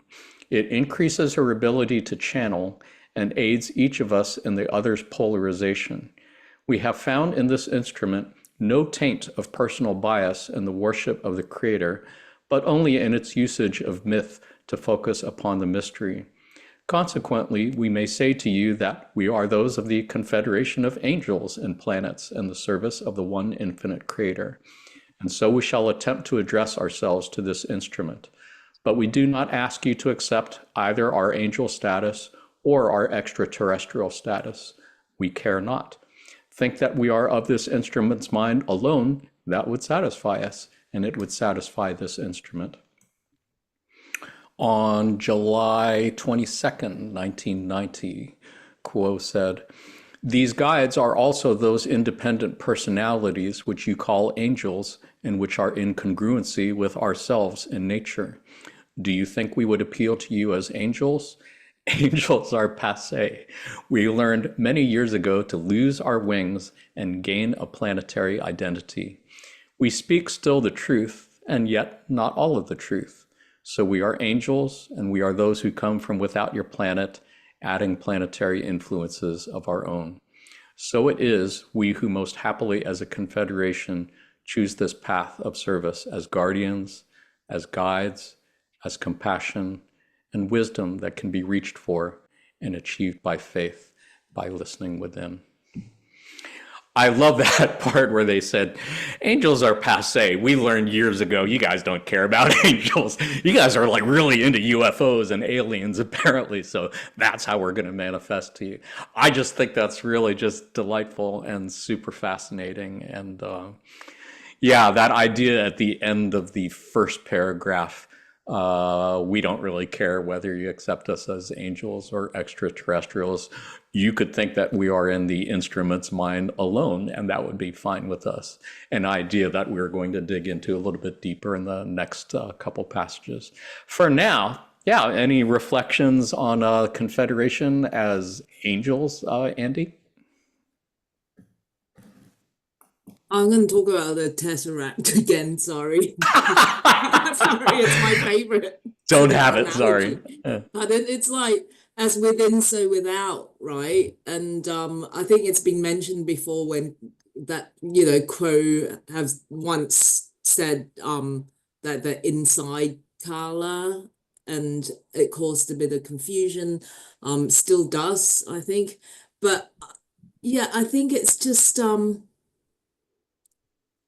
that love, that benevolence comes from within us, but sometimes we need something without us in a costume for us to recognize that. And it's so moving that this thing that's within, which is also around us, it's actually an integrated whole that's trying to sort of let us see that, it's all okay. It's fine, it's like, no worries. It's fine. Well said. Yeah, it's beautiful. Gary, anything to add? The terminology used for the Confederation was already clocking in at 10 words before. Don't fit on a bumper sticker, that's for sure. No. And yeah, of angels, and it brings it up to 13. I don't have much to say here. I'm glad you found this. I didn't know what the origin of. I knew like Carla played a part in it somehow, but here it is, Quo saying kind of this instrument is requesting it, and okay, we're all right with it.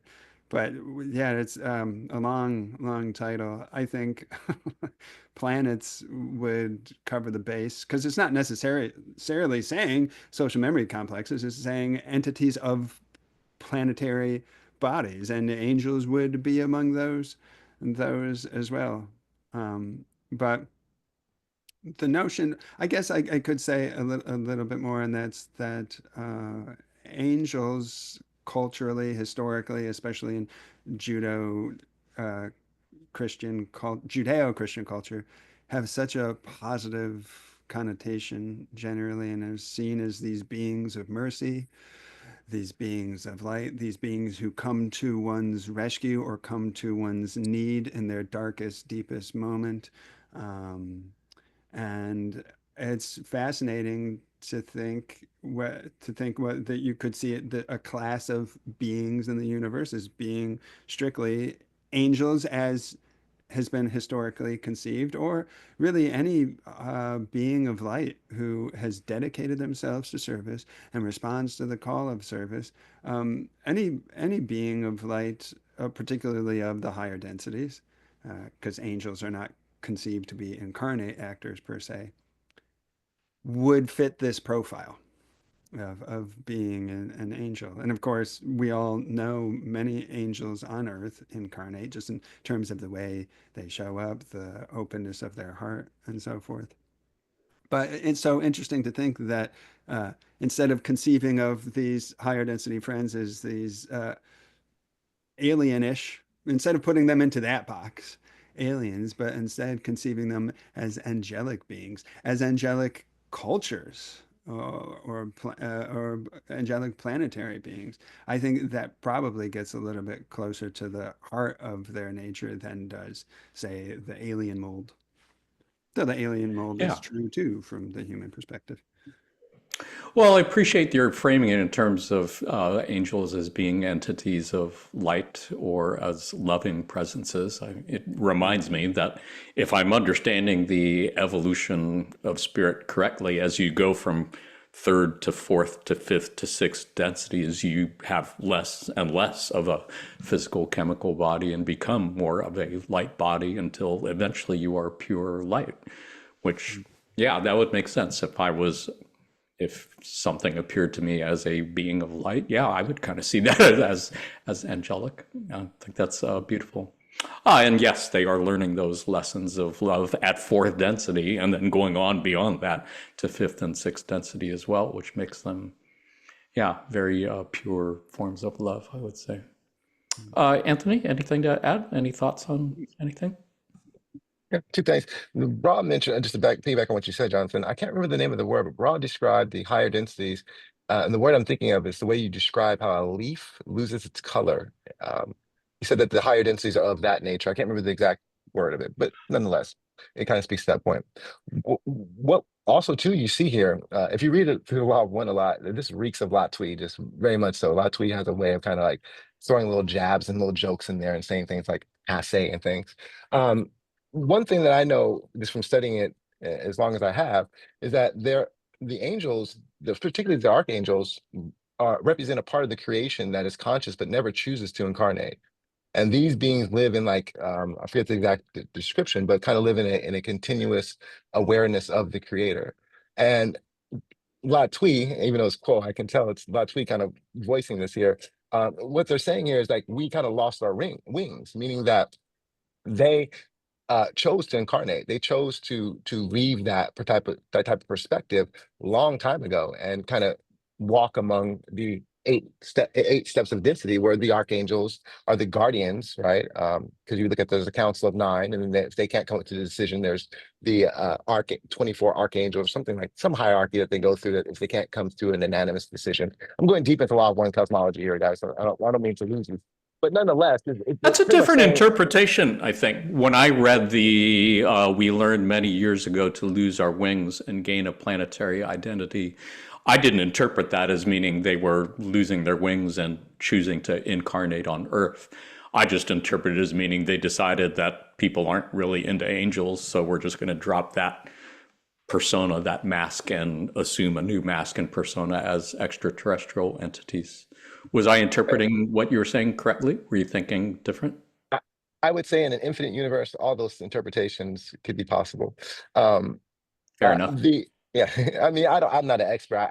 I'm just kind of, I'm just winging this, However, that's kind of how the feeling I got from it. Because also too, when they speak of interplanetary, like interdimensional type of contacts compared to themselves, they point out the difference between them and someone in the inner planes is the fact that they have chosen to go on to fourth density and then to deal with the catalyst of building a social memory complex and then working and figuring that's a whole another level of understanding that than someone, for example, like Aaron, who has spent, hundreds of years within, the inner planes becoming a teacher.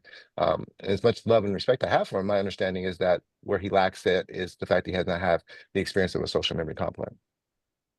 Indeed. Can we take a look at another passage?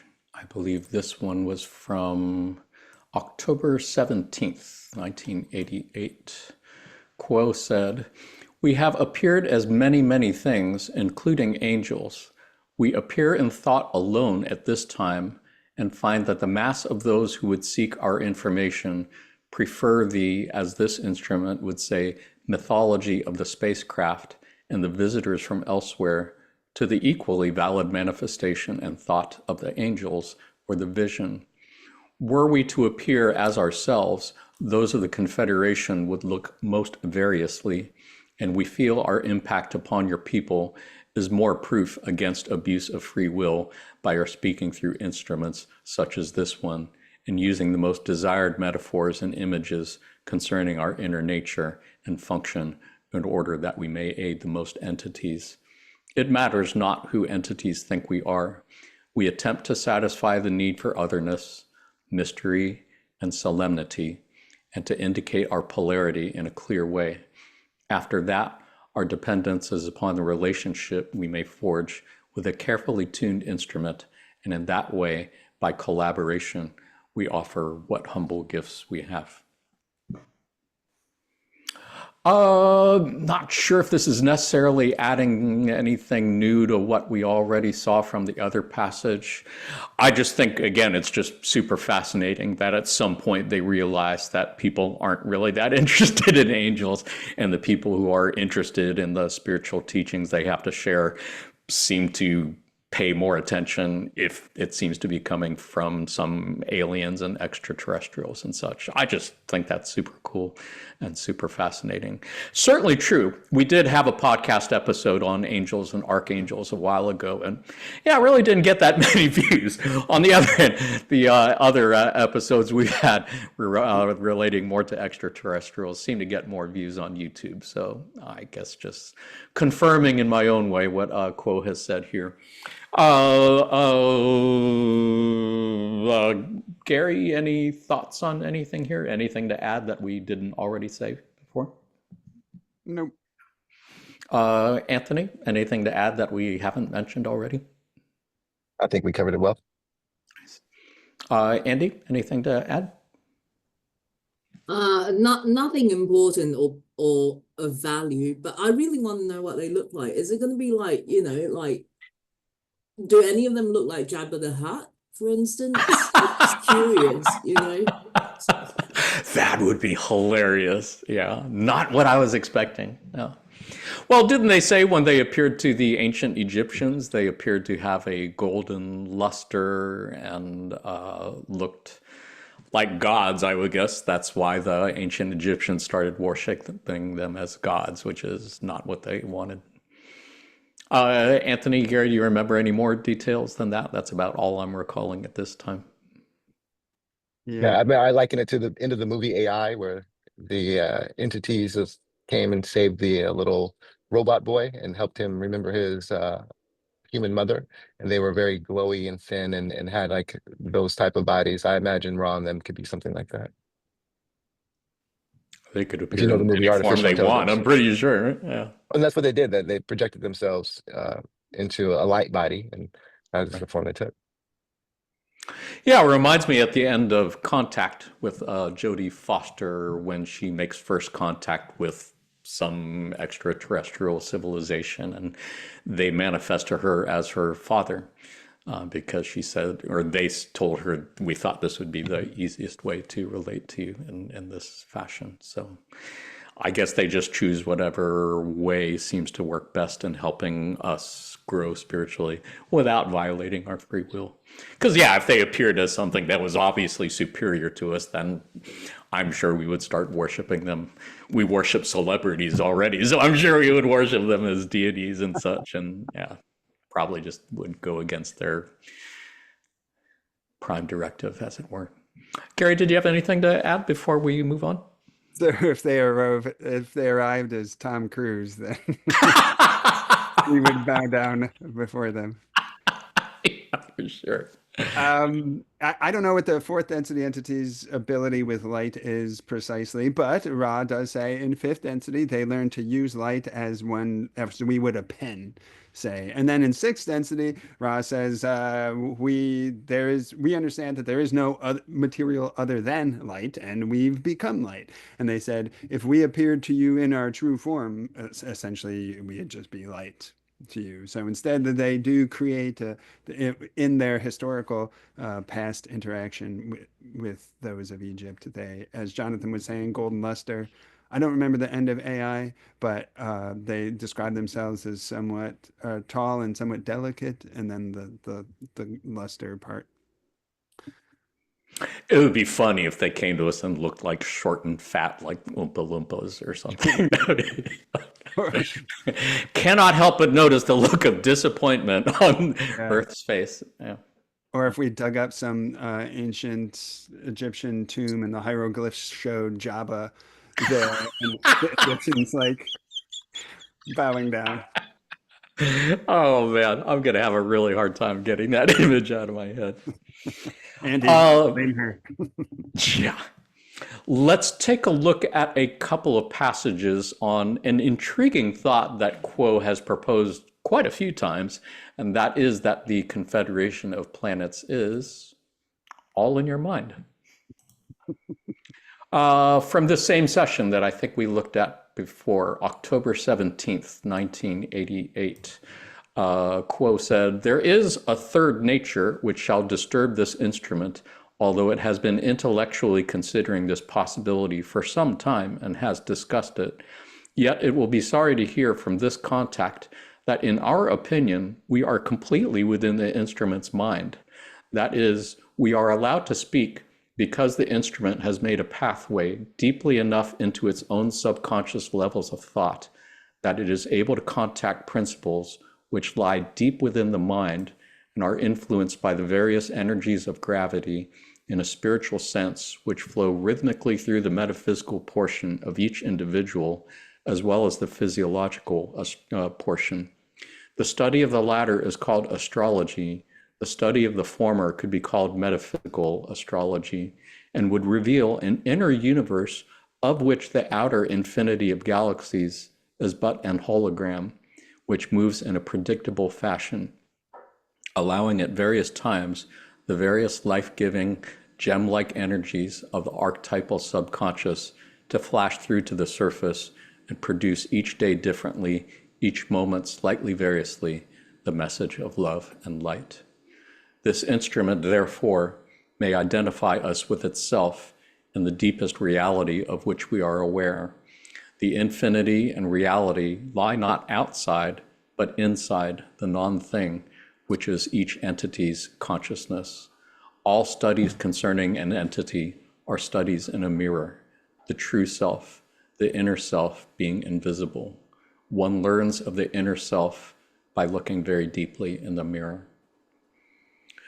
Really fascinating, possibly troubling thought there in the third line of the first paragraph, where they say, in our opinion, we are completely within the instrument's mind, which might lead some people to believe that, well, we're just figments of the instrument's imagination and we don't really have any existence at all otherwise, which I don't think is really what they're saying here. I think what they're saying is, as they go a little bit farther in that paragraph, we are allowed to speak because the instrument has made a pathway deeply enough into its own subconscious levels of thought that it is able to contact principles which lie deep within the mind and then go on with some wording that I have no idea what they're saying there. But I believe what they're really alluding to is what they've said many times, which is that if you look at an individual's mind and start probing into the roots of your subconscious mind, you get to what is called the racial mind,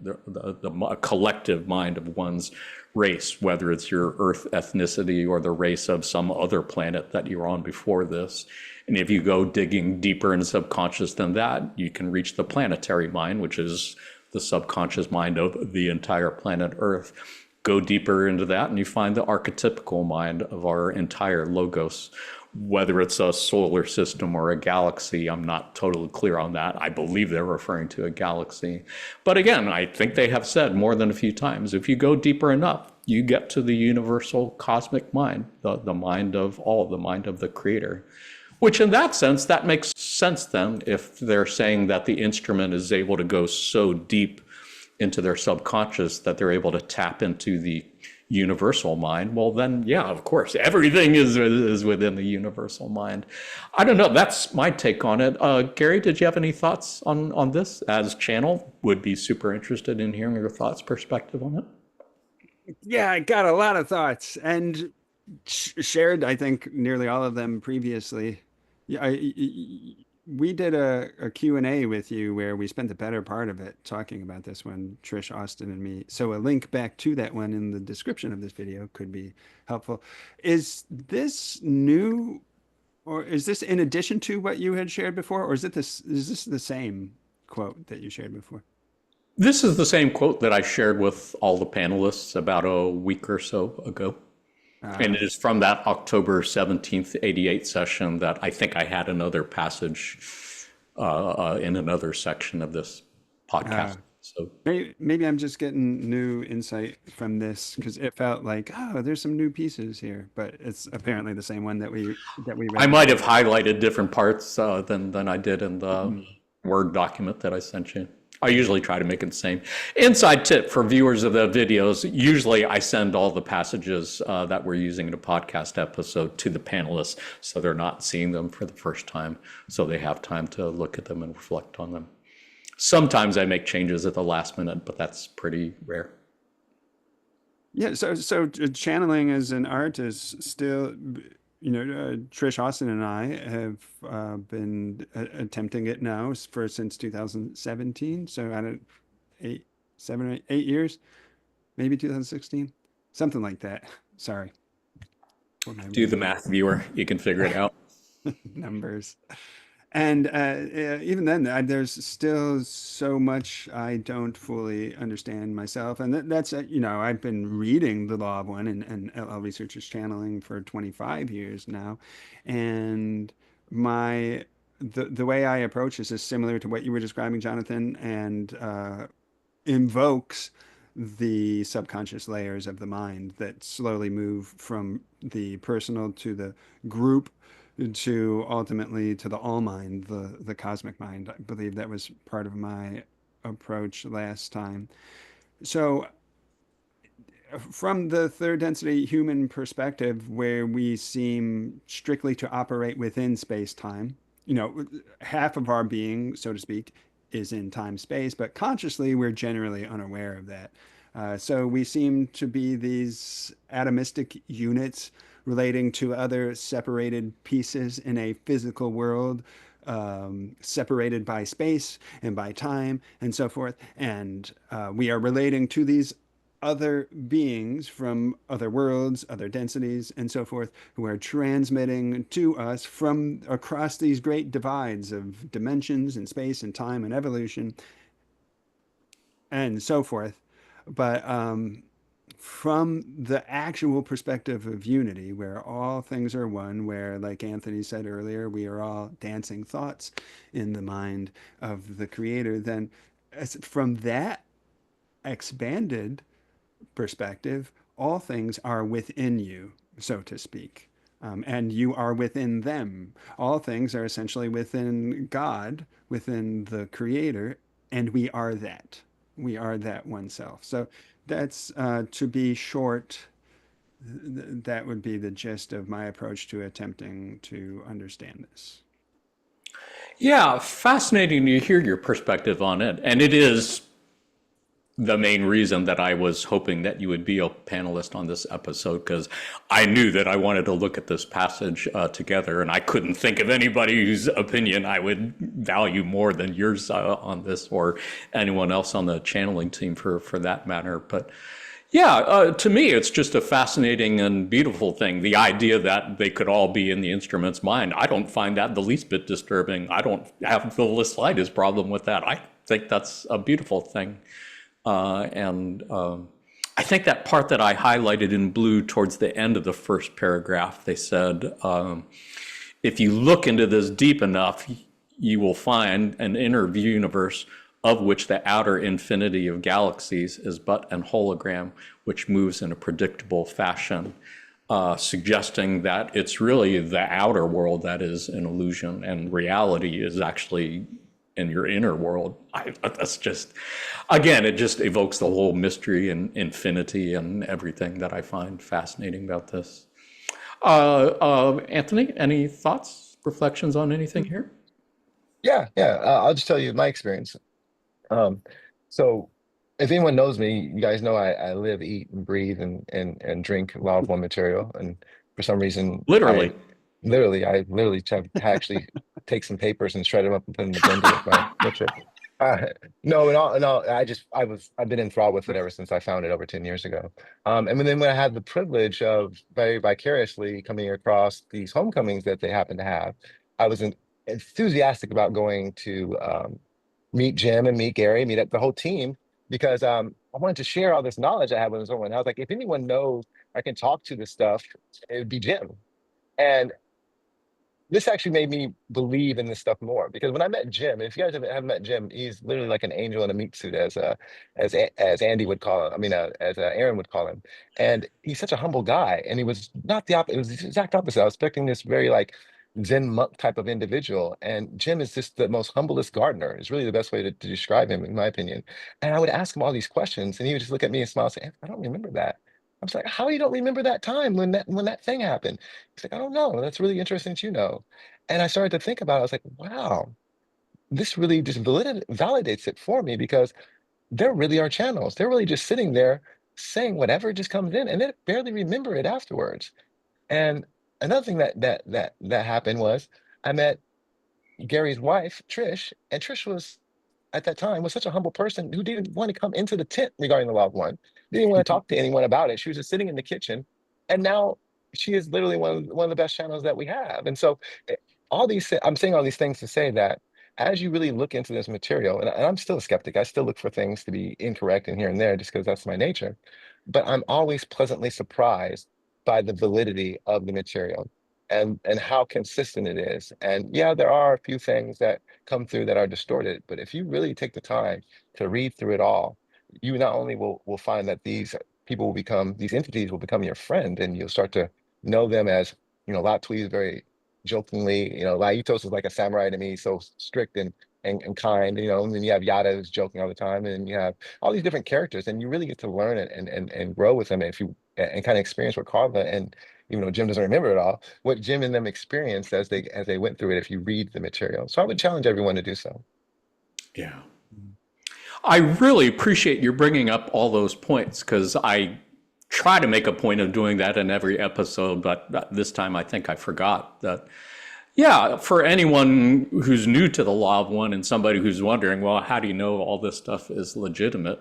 All those points that Anthony brought up, the fact that there are 1,800 plus channeling sessions, all recorded in transcripts, and I've sat in on several of those sessions myself to witness the process firsthand. And the internal consistency, I mean, rarely, if ever, I'm not sure if I can think of many, if any, times when I've read something that really seemed to contradict something that was said in one of the other 1,800 transcripts.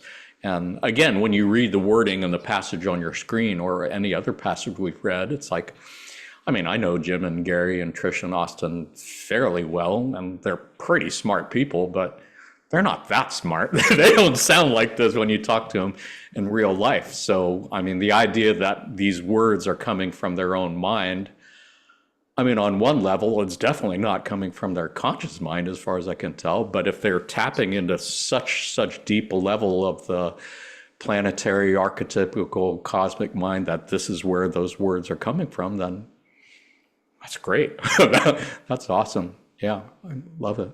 Andy, anything to add?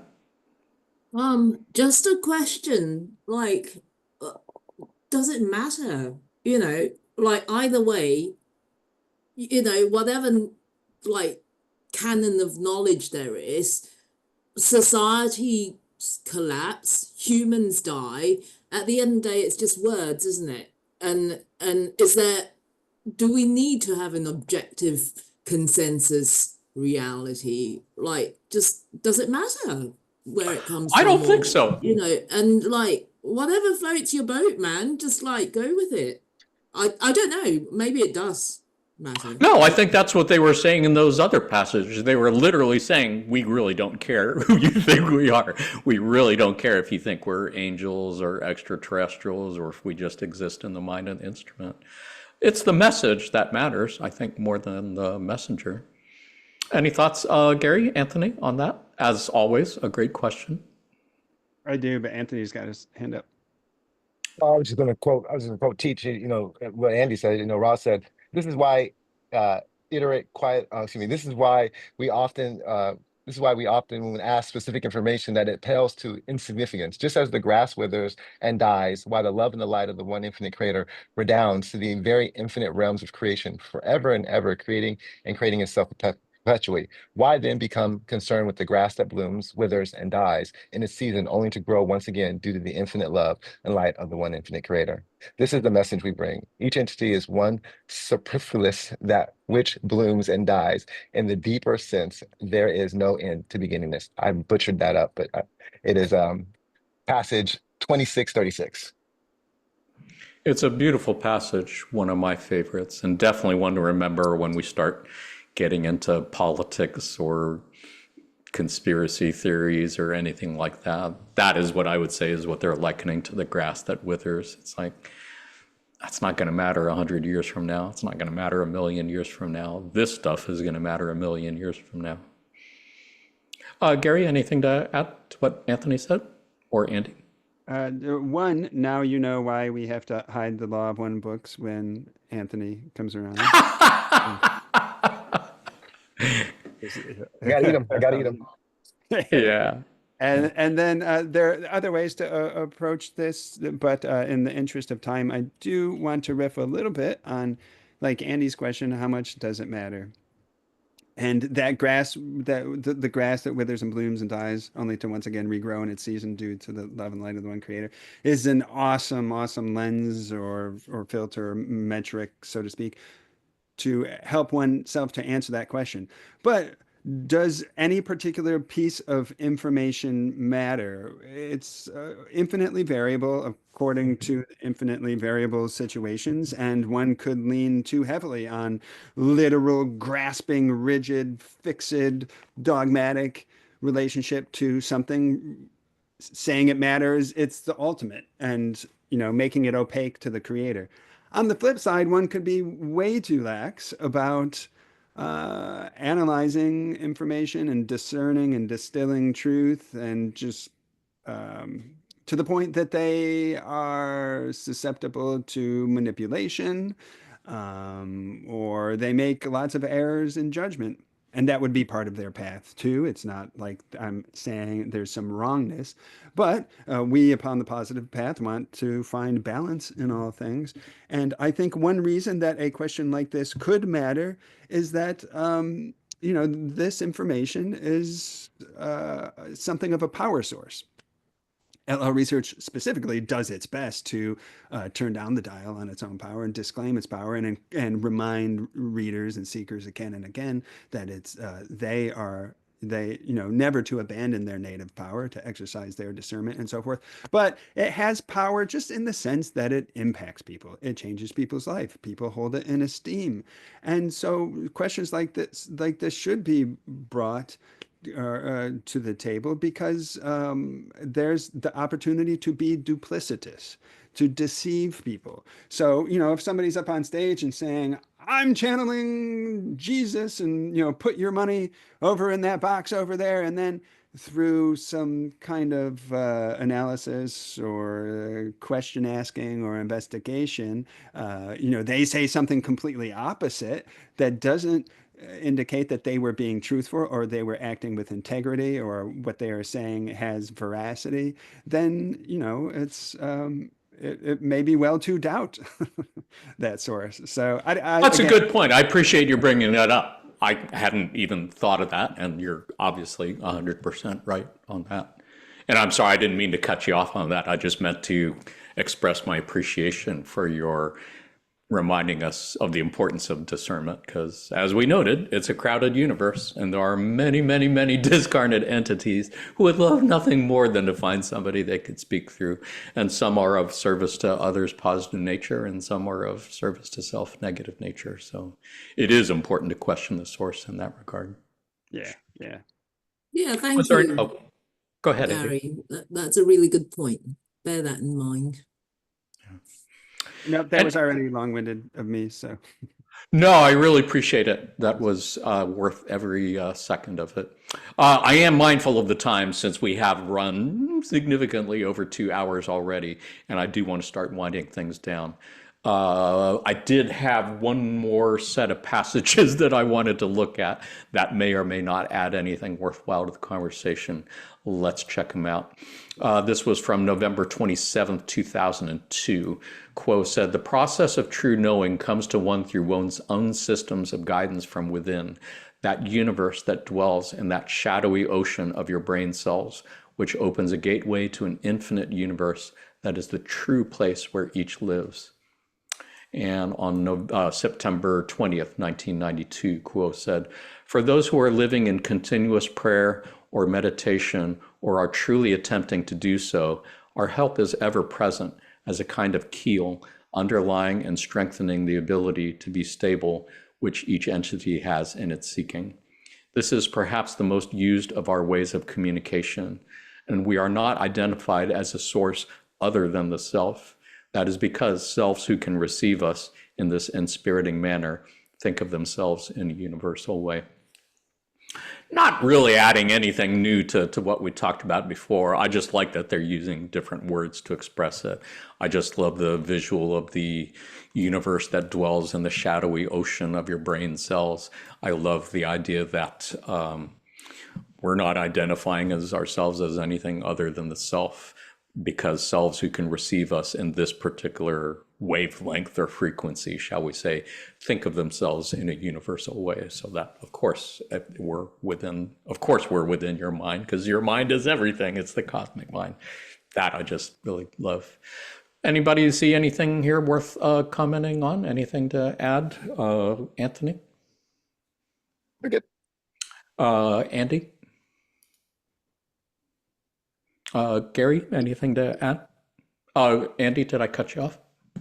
No, I'm just saying it's so gorgeous. I don't want to dilute it by saying anything, which is ironic because I've just said something. So edit that out.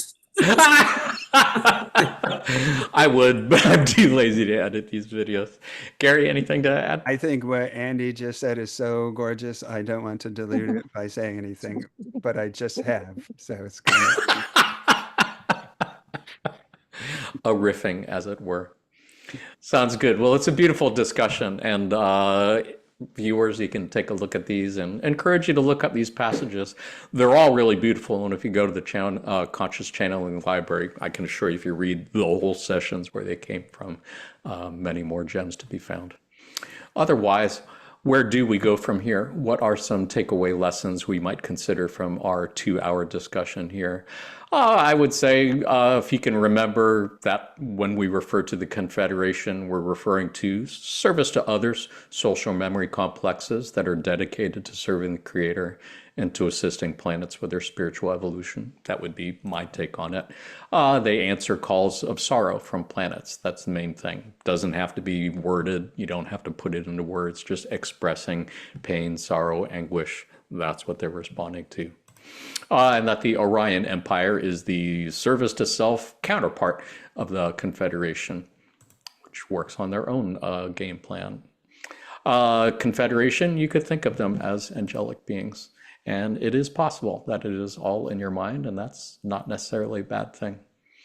Any takeaway lessons of your own you'd like to add, Gary? Any takeaway lessons or closing thoughts, reflections on the topic? I want to table for a future conversation the Ra describing that the members of the Confederation place the social memory complex data in what you may consider a central thought complex available to all. That is fascinating, and there's multiple implications of that. And I'd also love to table, actually, this will tie into takeaway lessons. And Ra describes in the course of the Law of One what it is that qualifies one to be a member of the Confederation. And it's this development of this single desire to serve others. You know, you're no longer suffering. Your view is expanded. You can recognize everything is happening as the creator. Love is visible to you. You're healed. You're connected with your community. You can read their thoughts. They can read yours. And you have an infinite universe to explore. And you all of you, your whole planet, decide that there's one thing that we want to do. What do we do with this freedom? What do we do with this expansive love? Help others. We want to serve others, whether it's our community, whether it's other planets, and it's especially the sorrow of third density. So, yeah, as a takeaway, it would be like that is that is at the heart of who we are. We who have chosen and are choosing the positive polarity. We're here to help others. We're here to heal ourselves. But we're here to show up for other people, to be empathetic towards other people, to hear their suffering and do what we can, whether it's as Andy's moment was exemplifying, whether it is a single smile for 2 seconds or whether you sacrifice your life for somebody, and somewhere in that scale. Yeah. So beautiful. Yeah, thank you for sharing. And to know that all of that is part of the path forward in our spiritual evolution. Super beautiful. Anthony, anything to add? Any takeaway lessons of your own you'd like to add? Any closing thoughts, reflections? Yeah. I like to share something, and I won't share the whole thing, something that Big Sister Carla left us with, and something that I actually incorporate now into my meditation practice and in the ending of my meditation.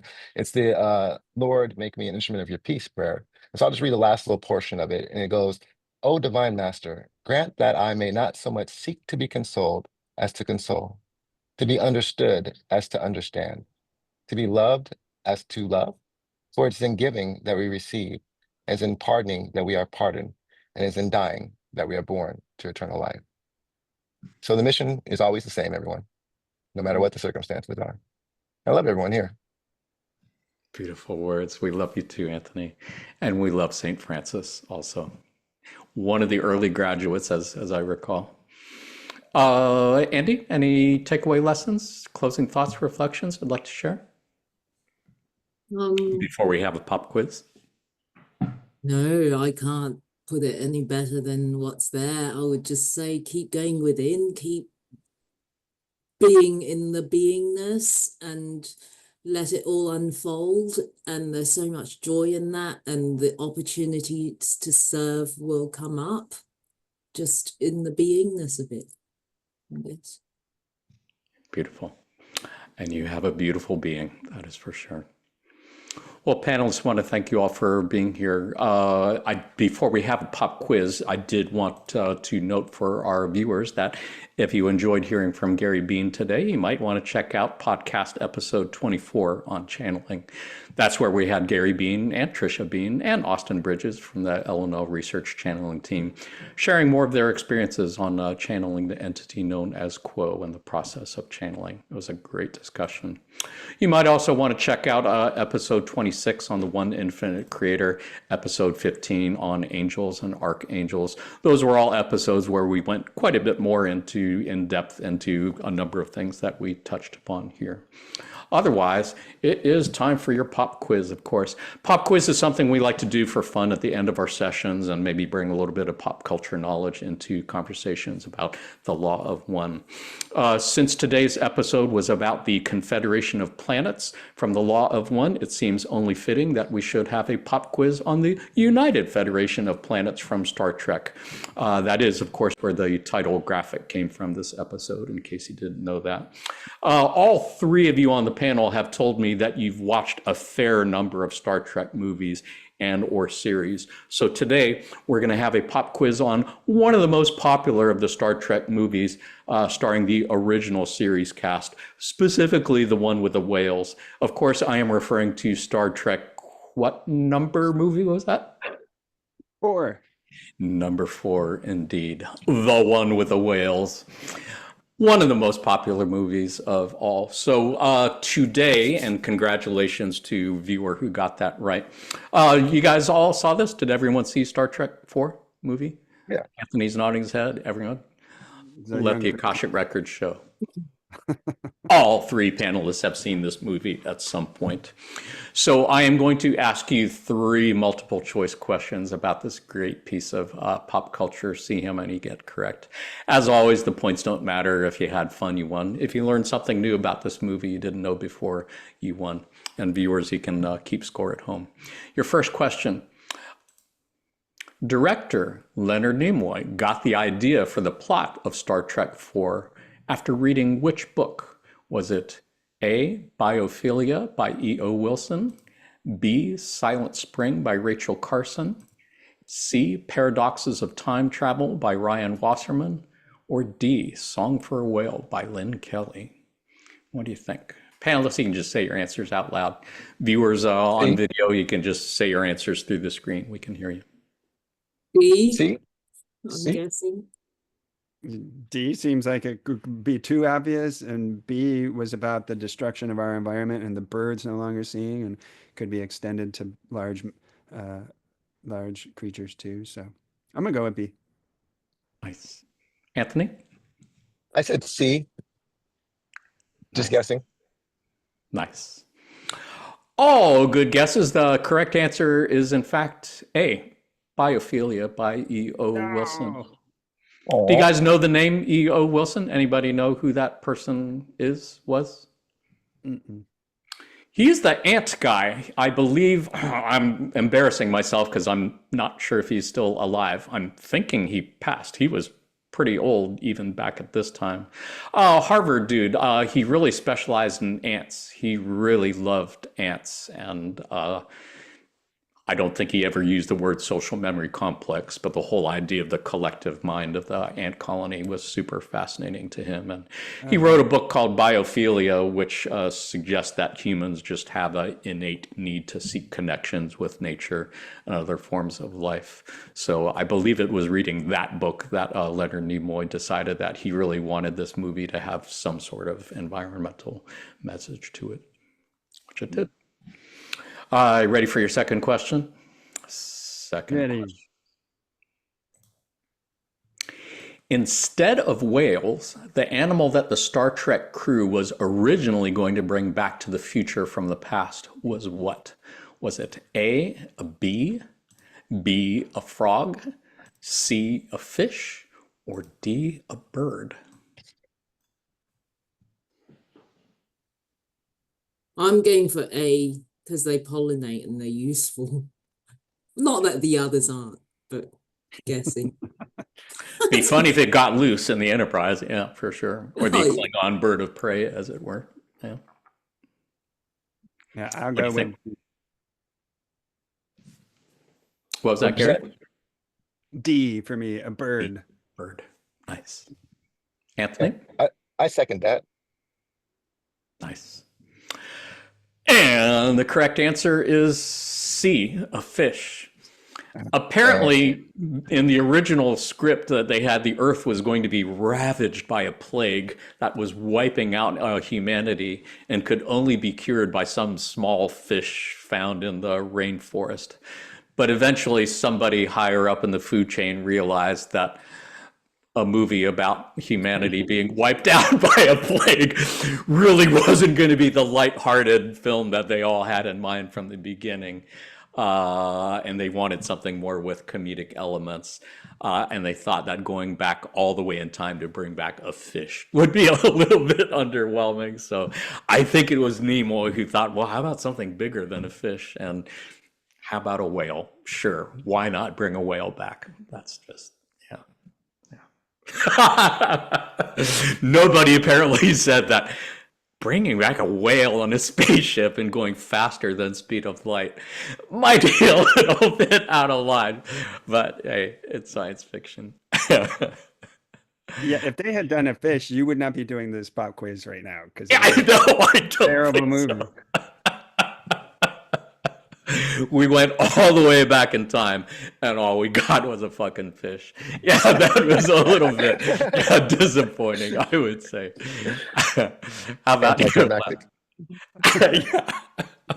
I would have guessed a frog. I would have thought, yeah, Amazon rainforest frog. Yeah, sure, why not? But yeah, that's why I'm not a Hollywood scriptwriter. Your last question. Which legendary stand-up comedy wow, I did not read this very carefully, did I? Which stand-up comedy legend was in discussions about appearing in Star Trek IV? Was it A, Robin Williams, B, Eddie Murphy, C, Steve Martin, or D, Whoopi Goldberg? D. Mid D. I think Robin Oh. Williams, he fits. In fact, I thought of him before you even said his name. But you're very tricky, Jonathan, because you used to only give us 3 options and we could pick one each and have all the bases covered. And Yeah. now you've given us 4. Yeah, I wasn't going for that strategy before. Was not enjoying that. You're not supposed to get any of these right. Nobody's supposed to get any of these right. Yeah, with Andy, Robin Williams would fit the part. You know, he had done Mork and Mindy by this point, and it was a bit of a guy had to be likely a wanderer. Whoopi Goldberg was in Next Generation, which Yeah, was that's probably, fine. yeah, just a few years away from this show or around the same time. And Steve Martin feels no, but Eddie Murphy feels possible. I'm gonna go with I'm tied between A and D. D, Whoopi Goldberg. This is the density of choice. Well done. Anthony, what do you think? I said D for first the reason that that G Bean said it, and then secondly, Whoopi Goldberg. People don't realize that she has like an ASCOT or whatever. That she has like all those, it's like a Grammy, Oscar, so she and she had that by that time. So she was Okay. pretty big. So I would think, and then later on the fact that she was on the Next Generation. That's my only deduction. Well done. Yeah, I would have guessed Robin Williams or Whoopi Goldberg too, but apparently the correct answer is B, Eddie Murphy. So congratulations, random viewer who Murphy. got that one correct. Yeah, either because you knew or guessed. Yeah, apparently Eddie Murphy was a huge Star Trek fan, and he was like a pretty big movie star back at this time in the mid 1980s. He had done 48 Hours, he'd done Trading Places, he'd done Beverly Hills Cop. So I believe he actually contacted them and asked if he could be in the movie. And they did actually write him into the script. They had him as a eccentric English professor who was fascinated by whales and aliens, who was going to help the Star Trek crew find the whales in San Francisco. And the professor was going to have a friend who was a marine biologist named Julian Taylor. As it turns out, Murphy didn't like the role because he wanted to be a Star Trek officer. He didn't want to be some nutty professor. That was coming later on down the line, apparently. So he turned it down. So they ended up combining the role of the professor and the marine biologist into the person who was played by Catherine Hicks in the movie, who did a great job, by the way, of playing that role. So be it. But yeah, man, what do you think if Eddie Murphy had been in that movie? What do you think that would have been like? I'm a fan of Eddie Murphy, but I just don't see him in Star Trek. Just, Would have been different. Would have been different. maybe I like think Voyager, maybe like Voyager, Star Trek Voyager, I could see it, you know, because that one was kind of different, or like, you know, the newer ones, but I don't know, not the next generation. I don't know. yeah. What do you think, Gary? What do you think, Andy? I can't imagine him in any science Yeah, fiction films, actually. It's really hard for me to picture. yeah, yeah. Yeah, he's just one of those people. He doesn't really like through prosthetics. He can kind of be different, like Nutty Professor, for instance. But That's he doesn't lose himself in the role. You just see Eddie Murphy, he's hilarious, but Right. that's articulated exactly well. He's not like a Denzel Washington or like a uh, Matt Damon or someone where you just forget that they had these other roles. As soon as I see Eddie Murphy, I think of like when you said that, I think of the 1980s stand up, and he's like cussing a lot in this in the red with the red leather jacket. Yeah. You see him in his red It jacket, would have been a and I'm like, really different movie. yeah, that's Probably a different, different you know? rating for sure. Yeah. Yeah. Yeah. Well, interestingly enough, I think one of the film's producers said at the idea that it's either a really great idea or it's a really terrible idea because it could either go really great or it could be really terrible because it would just be a very different movie, I think, because he is such a hilarious comedian. Anyway, that will be for an alternate timeline and an alternate universe. Folks, you have done it again. You have squandered another 2 hours of your preciously short incarnation fucking around with the Seattle Law of One study group. Panelists, want to thank you for all you've done, continue to do in service to others. To all our friends at L&L Research, want to thank you for all you've done, continue to do in service to others. For whoever is watching this on video in the near or distant future, thank you for all you've done and continue to do in service to others. We are sending you our love light and we are receiving yours. Until next time, in love and light of the one infinite creator. Adonai, namaste.